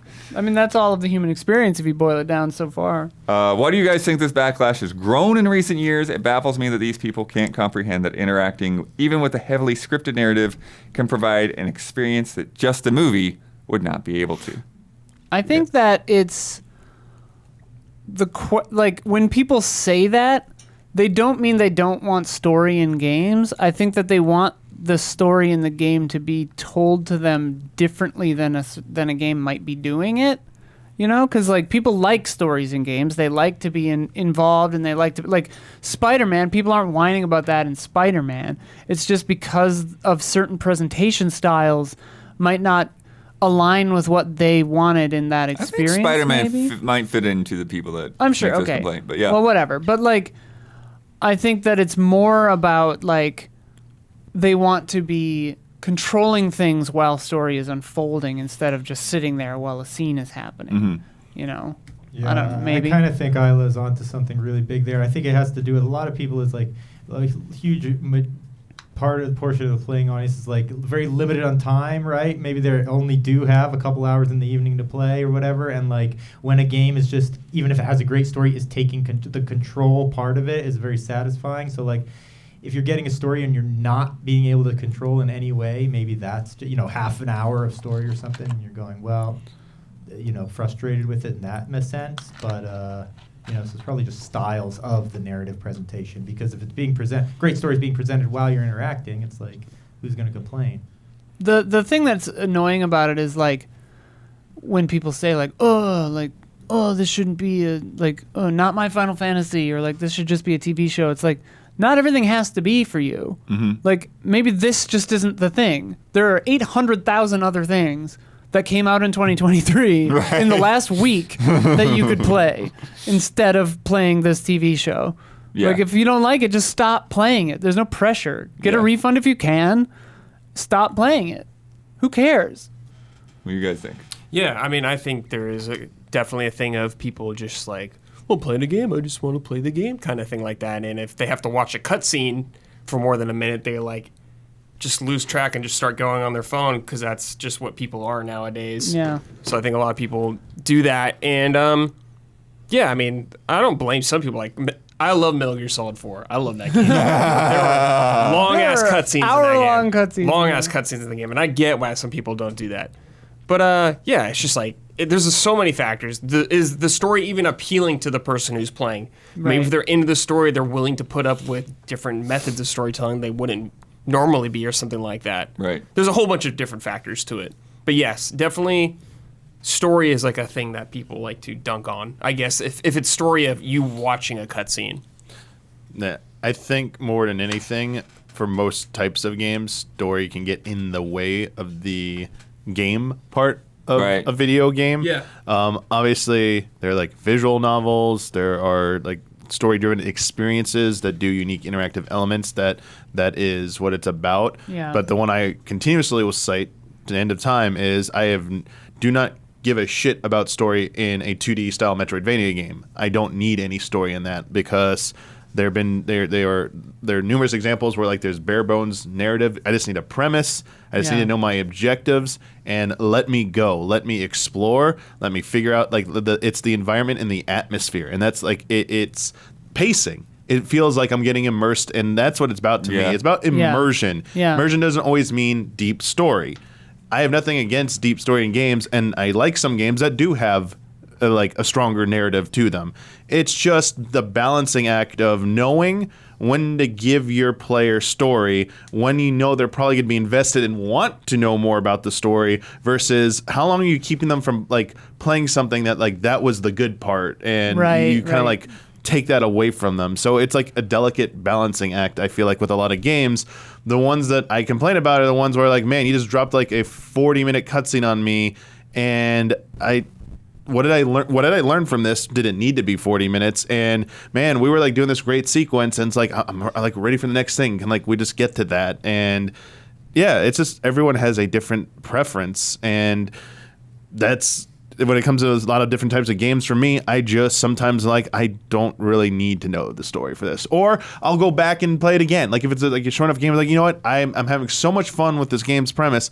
I'm gonna go with this, and like I'll pay attention to the story next time or something like that. There's like nothing wrong with it, I think, in a lot of games. Like this, it's the whole thing of play it how you want to play it. So some people need to stop getting so upset when they find out I didn't watch any of the story. It's like, then who cares? Did you like the game? Yeah. If you start complaining about a game and it's like the narrative may have like done something, then sure, like, you know, may be aware that you skipped out on a chunk of a game. You might have missed some context or something like that. But yeah, it's just nuance to me. And yeah, like sure, like it's an argument between Galaxy 1 and Galaxy 2. I can't tell you how many people I know will always say Galaxy 1 is superior because like, oh, it had a story. It had a premise. It had like the hub area with like the Rosalina like cute storybook thing, which was all that was. And like Mario Galaxy 2 takes all that away. It's just streamlined. I'm like, well, yeah, because it's a sequel and you get to the good stuff, and like I don't need. It's the same story again. I don't need to have it like drawn out. And they're like, oh, it would have been so much better if they went like, no. To me, it's like, no, absolutely not. The second one is better for that. And like honestly, as nice as the narrative like elements were in Galaxy 1, it's like Galaxy 2 just does everything better in my opinion in terms of like the gameplay and level design. So it's like to me, 2 is always the superior one. And I will generally always choose better gameplay, better environment design, just better overall, like just design of a game over slightly weaker but an amazing story. Because like I'm playing a video game. Mm-hmm. Yeah.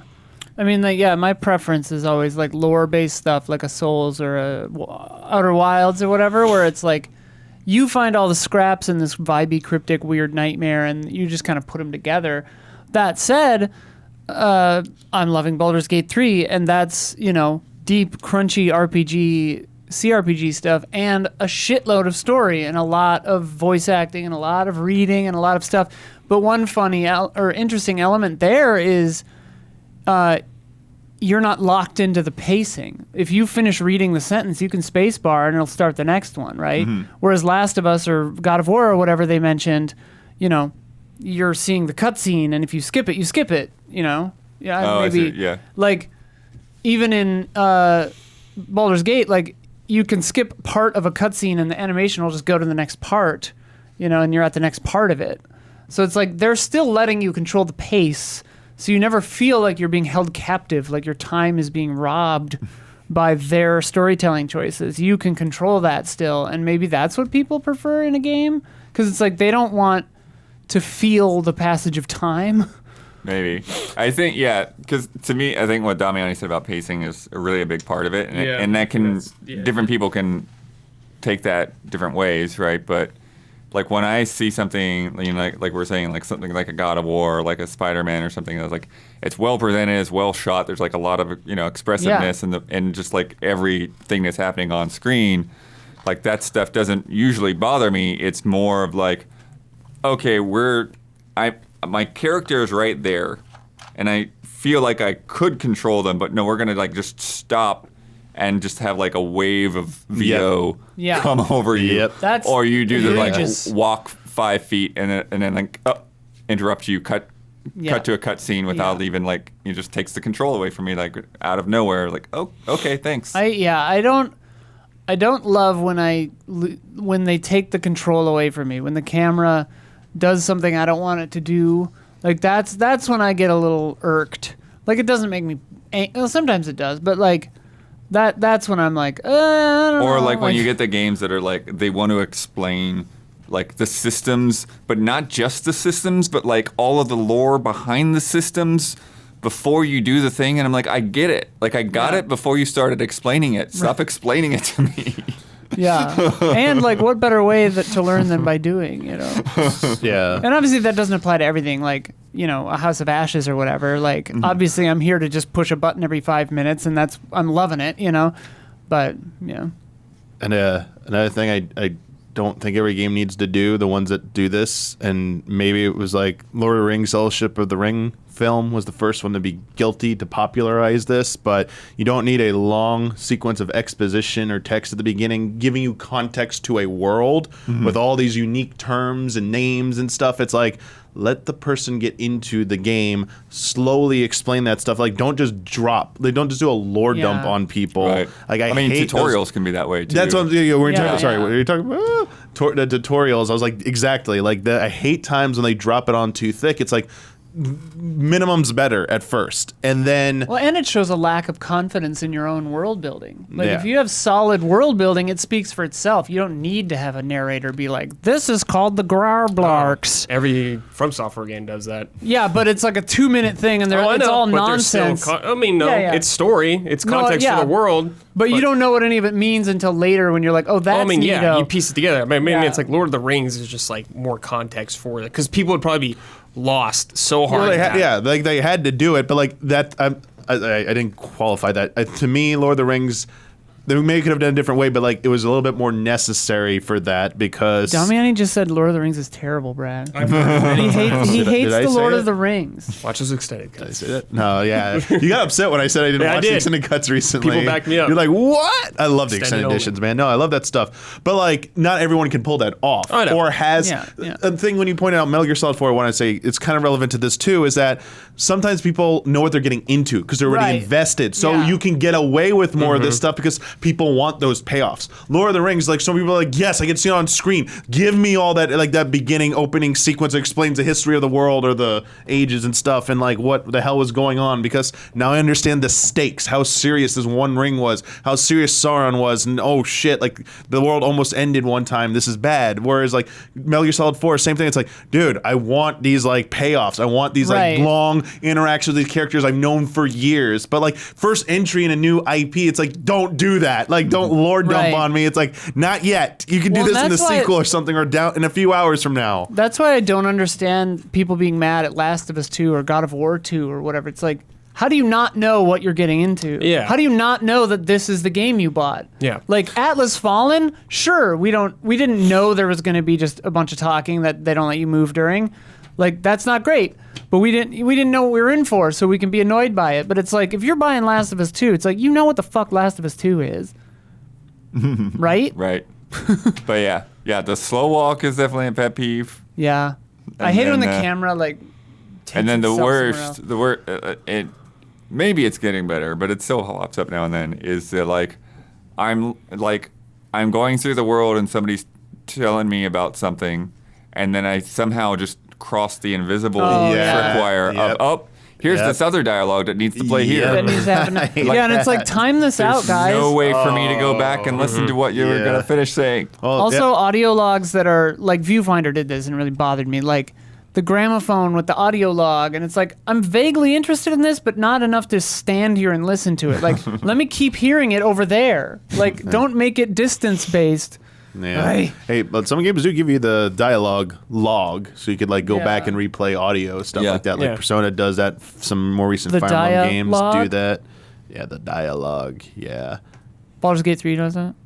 Oh, it does? Yeah, nice. That's I'll pretty nice. actually often do that, where I will skip if it's available, and then I Just actually read it later? when I'm at a place. Oh, just yeah. later in that play session, like at the end of my play session, I'll go back and just read that all at my and like have it, Yeah. relaxing, absorb it. Yeah, and sometimes the audio logs are like that too. Like when you pick it up, they'll play, but then when you go to look at it, it's like, oh, it's just the whole text is right here. That's cool. I just Yeah. had a crazy Yeah. idea. Remember when Xbox was all about second screen experiences? What if a game did what Just have a podcast feed of your audio logs. Yeah.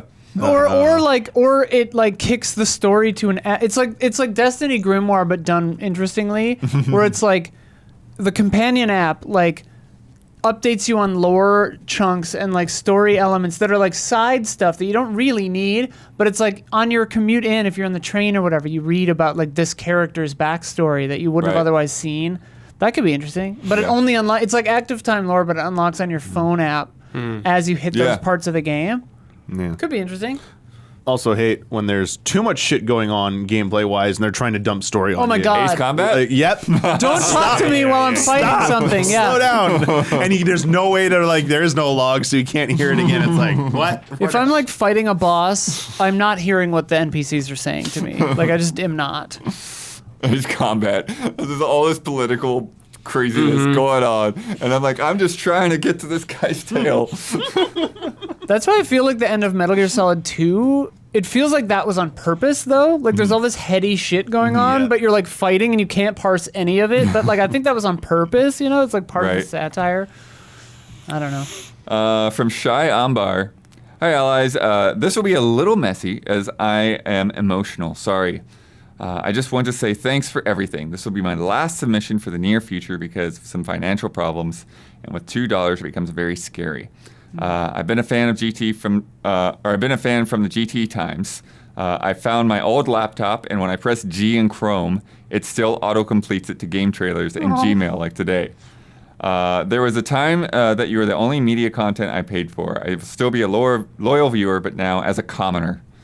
Thanks for all you do. I will be back, and hopefully at a higher tier. If it's not too long, I'll add a question, which is absolutely get your question in. What is the most role-playing thing you do when you're in a game? For me in Zelda Tears of the Kingdom, as I'm changing clothes for every situation, like when I go to sleep at a stable or at my house, it will be in different clothes, or for different types of battles or quests. I love that. That's cool. I definitely, well, first of all, thank you for your comment, and thank you for, that is really nice to hear. Hopefully things get better soon. I mean, like Baldur's Gate 3, like I'm playing a druid, and I will often do like what a druid, I'd be like, well, I'm a druid, so I would go for the balance of nature thing. Like I would say this, you know, so just RPing in general, but I don't always do that so hard. Yeah, definitely. With the games, it's like the character I'm playing as, like Arthur Morgan, you know. It was more like, what would Arthur do in this situation? Not necessarily what would I do, kind of thing like that. And I don't do it too often, but like Final Fantasy 14, like log out in the inn, the bed. Oh yeah, something like that. Yeah, do that. I was gonna say whenever the seasonal events come up, I always own like the seasonal clothes to be in the vibes. So Yeah. especially like when we get to like the Halloween and like the winter one, like I love that time. Yeah, I guess I do that in stuff like Sea of Thieves or whatever. I'll always get to a dock and then log out, even though you don't have to. You could just quit, you know. Right. It's like we always like finish, you know, and like even if we don't have anything in our hold, you know, we're just like, yeah, let's go to the inn, you know. Yeah. Brad, during Distant Worlds when they were doing Final Fantasy VII music at one point, they were showing part of like the end, near the end of the game of Remake. So Sephiroth, Cloud, and Cloud wasn't wielding the Buster Sword. Oh, so yeah. I was like, oh no, like that, like RP, like We just got some poor interns B-roll. Nope. I was like, nah, you should reshoot that quickly. Reshoot that, please. That's Recapture so that funny. footage. That's so funny. Yeah, there's definitely a lot of like, because I've been playing a lot of Zelda lately too, where it's like I feel that with the different costumes and stuff, and it's like, all right, well, like which one's the canon costume or whatever for this thing that I'm about to do. I also will, in games, in a lot of RPGs and stuff, Baldur's Gate, Zelda, whatever, I'll like, not Zelda, I guess, but Try to avoid having a giant stick coming out of my back when I'm having a serious cutscene. Yeah.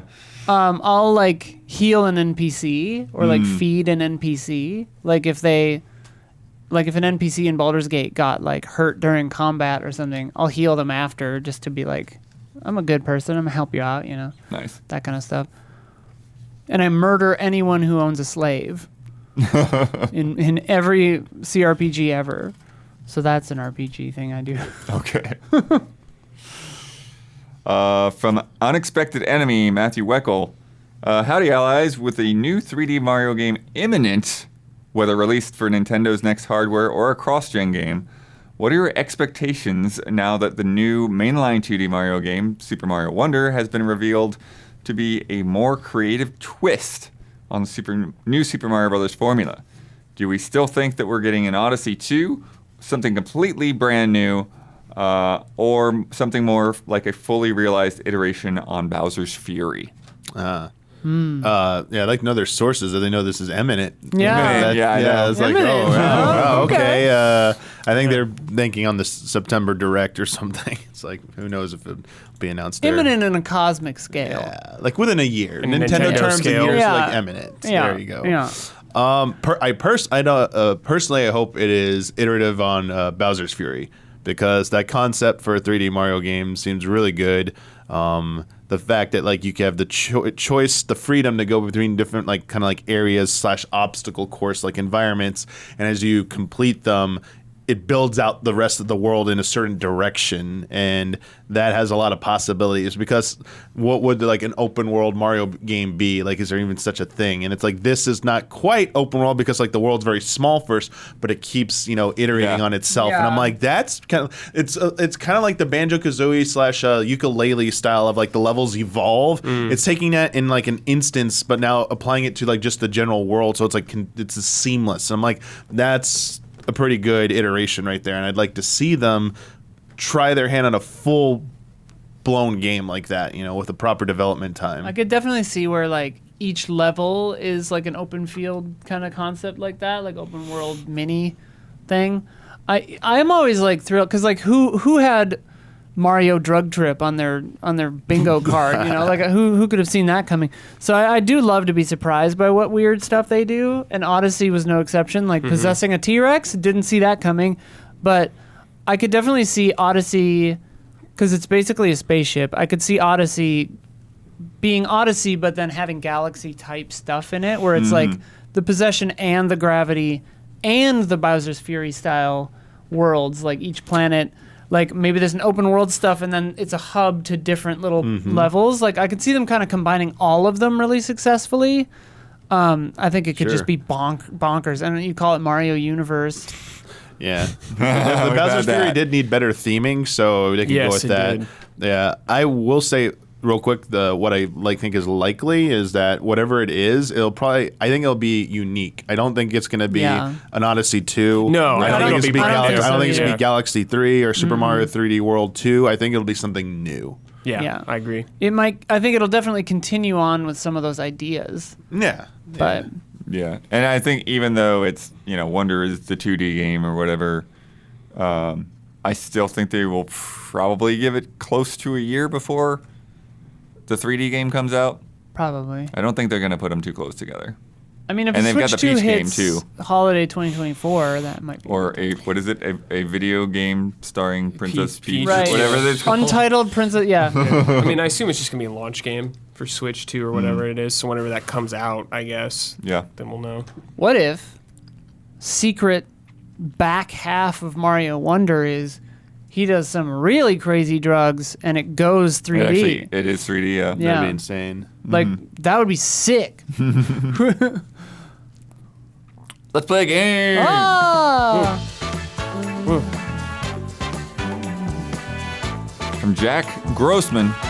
Hello, allies. Today I have a game for you called Actually, which is based on the College Humor game. I was going to say, of the same Dropout name. wants their lawyers are on the phone. Yeah.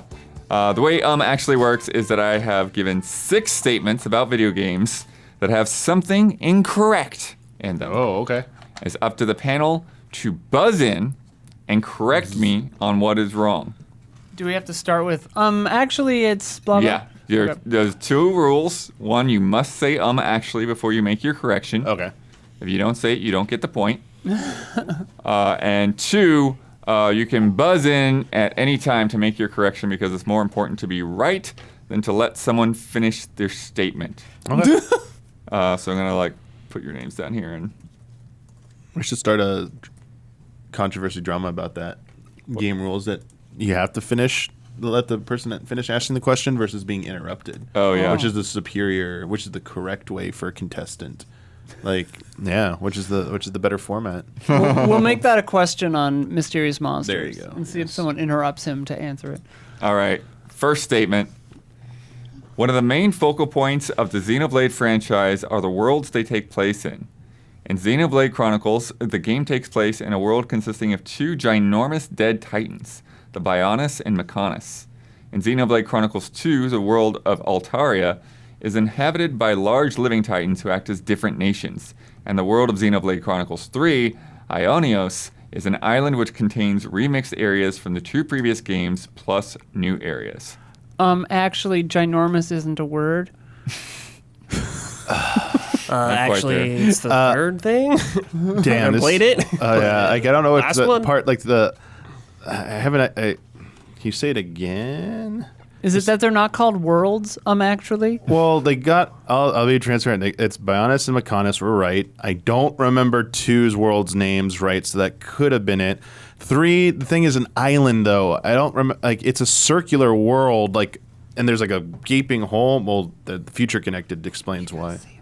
But I don't know if that's it. I don't want to get it wrong. I'm trying to think. But it could be an island. I don't remember. From. Is it classified as an island because it's surrounded by water? Maybe. Actually, the third one's an island. Not it. Is that it? No. Damn! See, that's why I didn't do it. I wasn't sure. I was trying to warn you. How? I need to hear. I think maybe it was in the beginning and I missed it. Sorry. I can agree one more time. Yeah, sorry. One of the main focal points of the Xenoblade franchise are the worlds they take place in. Okay. In Xenoblade Chronicles, the game takes place in a world consisting of 2 ginormous dead titans, the Bionis and the Mechonis. In Xenoblade Chronicles 2, the world of Altaria is inhabited by large living titans who act as different nations, and the world of Xenoblade Chronicles 3, Ionios, is an island which contains remixed areas from the 2 previous games plus new areas. The only thing I could guess is I'm gonna guess is actually the Titan in 1. They're not dead actually. that would have been one of my guesses. Is that it? right? No, Shit. unfortunately. The only thing I can think of is the name of the second world is wrong. That's it. So You didn't say But you didn't say actually, the name of Sorry. the second world is wrong. But I wasn't. But you don't know the name. You're damn right I don't. Yeah. The second world actually is actually called Milanus. No, it starts. It starts with. I thought it started with an A. It's spelled wrong, I think, or whatever, right? What is it, Blaine? It's called All Rest. All Rest. not Thank you. Altaria. Yeah. Rest. I was like, that doesn't sound right, but like, sorry, 2's the one. Damn, these are tricksy. 2 is Okay. my biggest blind spot. Yeah, I know I these are played it because tricky. I didn't like 2. 1 and 3 are the ones I liked a lot.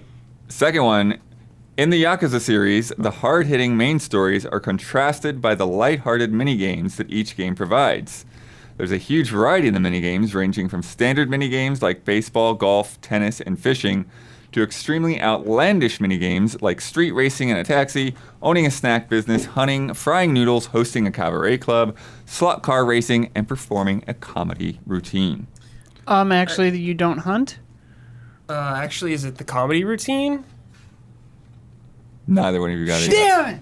So it has to be one of those mini games is not in the right category, right? Yeah, could you say that again? Mini game part? I'll be honest, I have You no just idea. listed like 30 things. Yeah, I have no idea. There's a huge variety in the minigames, ranging from standard minigames like baseball, golf, tennis, and fishing, Okay. to extremely outlandish minigames like street racing in a taxi, owning a snack business, hunting, frying noodles, hosting a cabaret club, slot car racing, and performing a comedy Is routine. it actually racing in the taxi, or is it actually the frying noodles part? Racing in a taxi is in Yakuza 5. Okay. I Frying know you the noodles taxi. is also in Yakuza 5. Shit. Actually, there's no tennis? Got it. There's no Yes! tennis? There's no tennis. Wow. I was like, it's golf or tennis, I feel like. It's definitely golf. Yeah, I thought I remember there being the little golf hat on the guy's. Wow, they never did tennis? I feel like they just did because they've done so much stuff. All right, third one.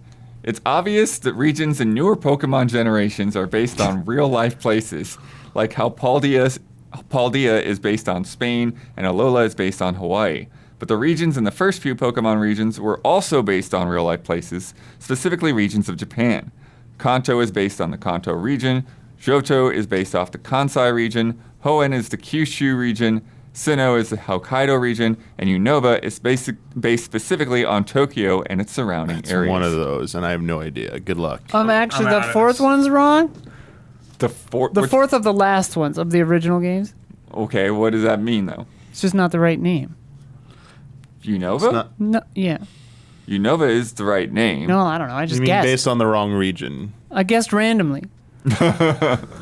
Yeah, there has to be Pokemon, Yeah. geography course. Actually pass. Like I know. Can definitely pass if you don't. Yeah, We don't know I remember Pokemon. X and Y was like France, and Aloha was definitely Yeah. Hawaii or some islands. I can't remember.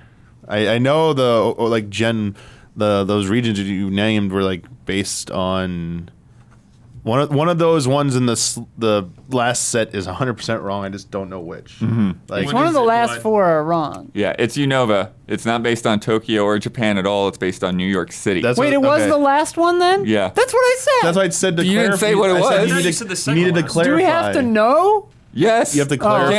actually, all right. I know a thing. Yeah, all right, You need to sure. clarify it's not based on that. Actually, that last one's wrong. Yeah. So there. Chrono Trigger is a time-traveling adventure developed by Square for the Super NES. The game starts off in 1000 AD during the Millennium Fair when a mysterious girl named Marl suddenly disappears when trying out a teleporter. Chrono, our protagonist, jumps into the teleporter after her and finds himself in an adventure taking him to different time periods like the medieval ages in 600 AD, the far future in 2300 AD, and the prehistoric age of 65 million BC. I think there could be 2 things wrong with that, but I mean, I just don't Say it. remember. I want Brad to get this because it's Chrono Trigger. I mean, I don't know. I'm So- like No thinking pressure, of the Brad. dates on like those years. I don't know if those dates are right. Actually, did they know Marl was the princess already? I can't remember that. You're close. but she didn't. It was. You're warm. It wasn't that. Didn't jump into a teleporter. Yeah, She is- that it part was an felt- experiment. Yeah, like there was that like a part felt sideshow thing at wrong. the fair. Yeah. Yeah. Actually, she volunteered for it. Also, Getting colder. the name of the company that made it. It's actually SquareSoft. But And I if think you we say were. Square- There's a lot of their logos. I think were we just were- Square. It say Square. Yeah. I think we were closer on the Marl thing. Yeah. Can you read that part again? The game starts off in 1000 AD during the Millennium Fair when a mysterious girl named Marl suddenly disappears when trying out a teleporter. Okay. Actually, it's called the Centennial Fair. Actually, it was like a time machine. Oh no, it was a teleport, but it's a time machine. It's a teleporter that malfunctions and causes time Becomes travel. a time machine. But it still is a time machine. It wasn't really Okay. a time machine. Chat's probably freaking out right now. It's a little mean. Oh, I is it a will little say mean? this. Is it Okay. spelled? Is it a spelling thing? Not quite. If you know the game, you'll probably have a little. Not 1000 AD. It's like 900 AD. Yeah, if it's a date, I'm not going to Well, remember we'll say the date again. What? I wasn't It's paying- 1080. Oh, isn't it 1999 AD? No, that's the day That's of the Lavos. Lavos, yeah. Oh, sorry. Yeah. Been a while. It's been 1,000 Give up? years since I Yeah, played what this is it? game. Yeah, Actually, her name is Nadia. Nadia. Yeah, it's not. that's her real name. Marla is just the Oh, cover. it's a Yeah. it's a dagger granite thing. That's bitchy. No one calls her that. Nope. Her name's Marl in the thing. I hate this one. No one refers to her as that. Do a game I know. In Okami, Yeah. you play as the sun goddess Amaterasu as she gains her godly powers with the celestial brush to defeat the evil plaguing the lands of Nippon. To regain her powers, she visits the different celestial brush gods, each of whom are based on the animals in the Chinese zodiac. Each god grants her a different brush technique, such as Rejuvenation, Power Slash, Cherry Bomb, Gale Storm, and Veil of Mist. One of those. Is not right. Actually, I think Gale's Miss is not correct. Is that not Veil one? of Mist, Veil sorry. Mist is. I don't think that's one, is it? It's not the answer they're going for. Actually, isn't she the moon goddess? No, it is It's the Amaterasu. No, sun? I would trust it. Oh. Yeah. What is the evil part? Tsukiyomi's. Oh, Actually, it's Orochi. we're bad at this. Yeah, no, these are rough. These are hard. Okay. Give me a Silent Hill one or a Bloodborne one or something. Do you want me to reread one Yes. more time? In Okami, you play as the sun goddess Amaterasu as she regains her godly powers with the celestial brush to defeat the evil plaguing the lands of Nippon. To regain her powers, she visits the different celestial brush gods, each of whom are based on the animals in the Chinese zodiac. Each god grants her a different brush technique. Wait. That's not actually- how this works. Okay. Did you say Chinese zodiac? I did say Chinese zodiac. Aren't we in Japan? Yeah. We are in So Japan. that seems wrong.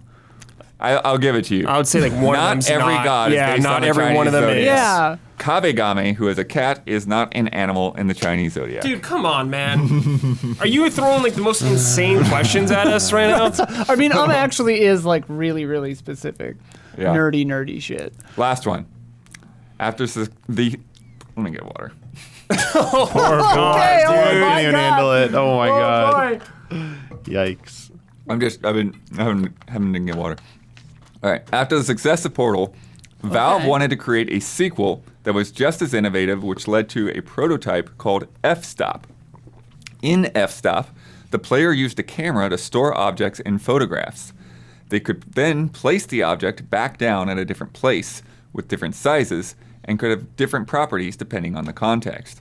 The main connection between F-Stop and Portal was that both were set in an Aperture Science test facility, but the F-Stop facility was run by Cave Johnson, not GLaDOS.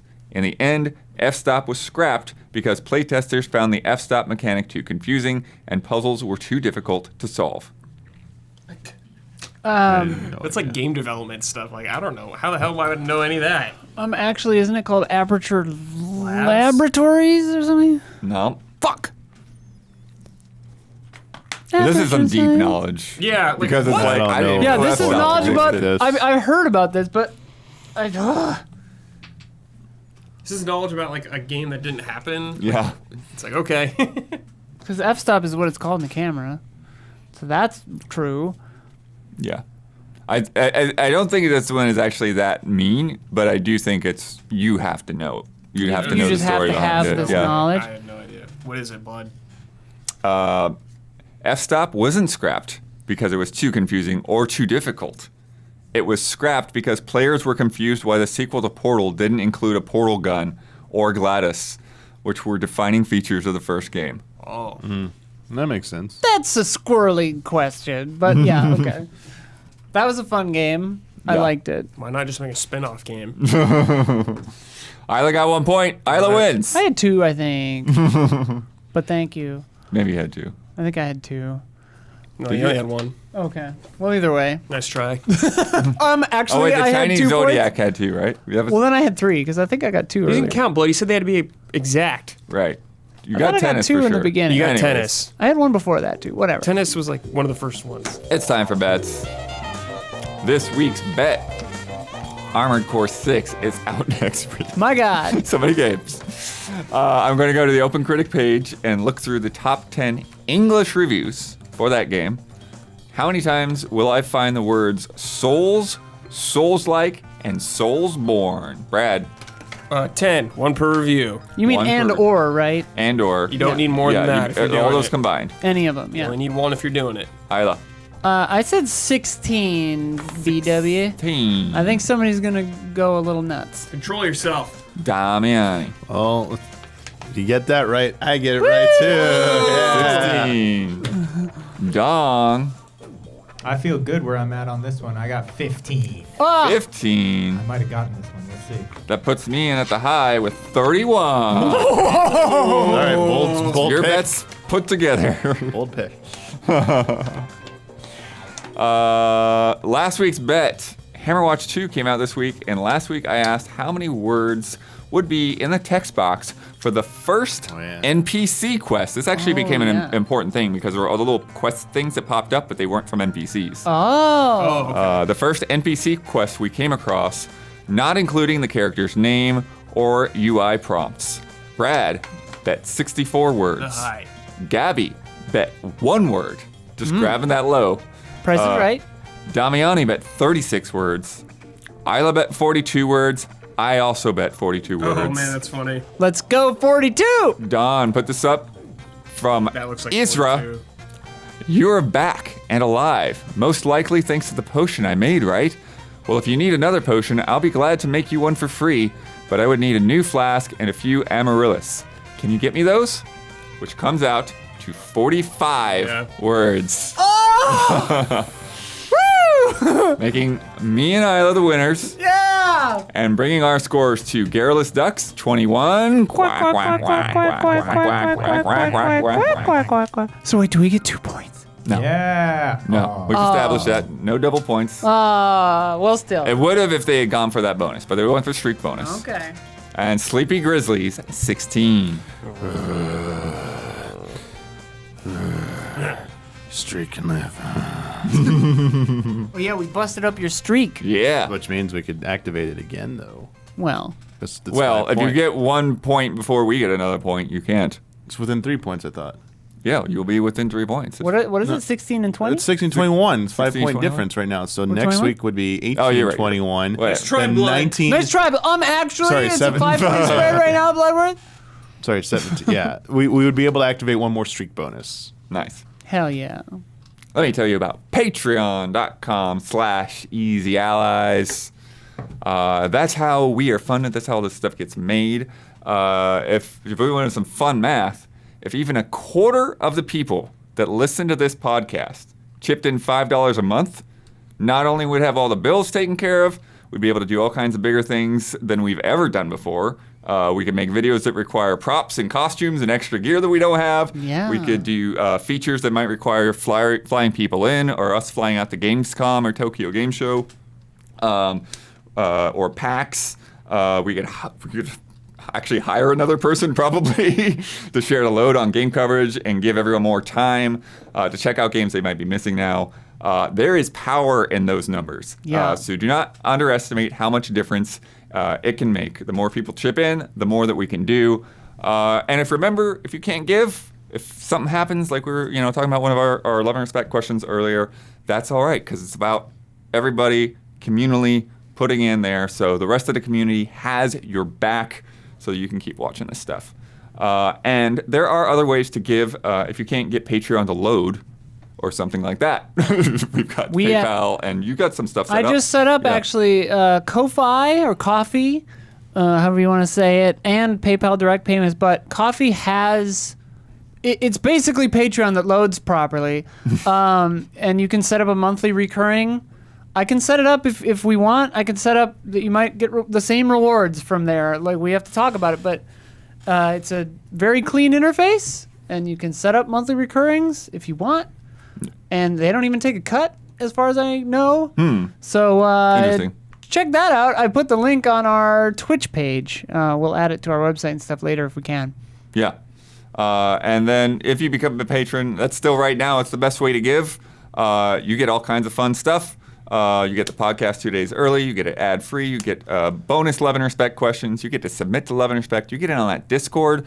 They're working on the top 10 games to play in one night. Ooh. We usually do this at our Game of the Year. They're doing all times. Of all time? Yeah. That's a great list. Ooh. Yeah, and then our other levels, you get other rewards. You can go and check that out on our Patreon page. Our top producers are our platinum producers. They get a shout out on this podcast every week, as well as shout outs on Frame Trap and Reaction Shots. This month's shout outs go to Javawabs, Elthanis, and Greg, the Dark Knight Kettering. Shout out. Shout out. I did it early. All right, Isla, we won that bet. So we get to promote a video, we get a final word, and we get a trademark sign off. What are you feeling? I'll do the sign off. You got a sign off? What do you want to do? Trying to think about video. Oh, I do video. Okay. I'll do video. What does that give me? Final word? You want to do final word? Yeah, I'll do video, and then you can do both the other things. Unless you've got a good final word. I don't know. I've Okay. been talking the whole time. Yeah, video. Check out the Frame Trap that just went up. I'm on there talking about Venva. Nice, cool, cute little... Talking about games to play in one night. That's 2 hours. And because you talked about that, we got Indian food the other night. Nice. It was delicious. Excellent. And also Stray Gods, which was interesting because before on this podcast, I had talked about going to the concert and that whole experience, but I hadn't played the game. I was curious about the game. And so now you can actually find out, like, what did I think of the game itself on that Frame Trap. Yeah, it's got some ups and downs, but overall, enjoyable. Final word. Just be nice, I guess. Like, don't be getting these strikes on your Xbox. Don't have racial slurs in your username, etc., etc. Don't do that stuff. Just don't do that stuff. Okay, good night and good game.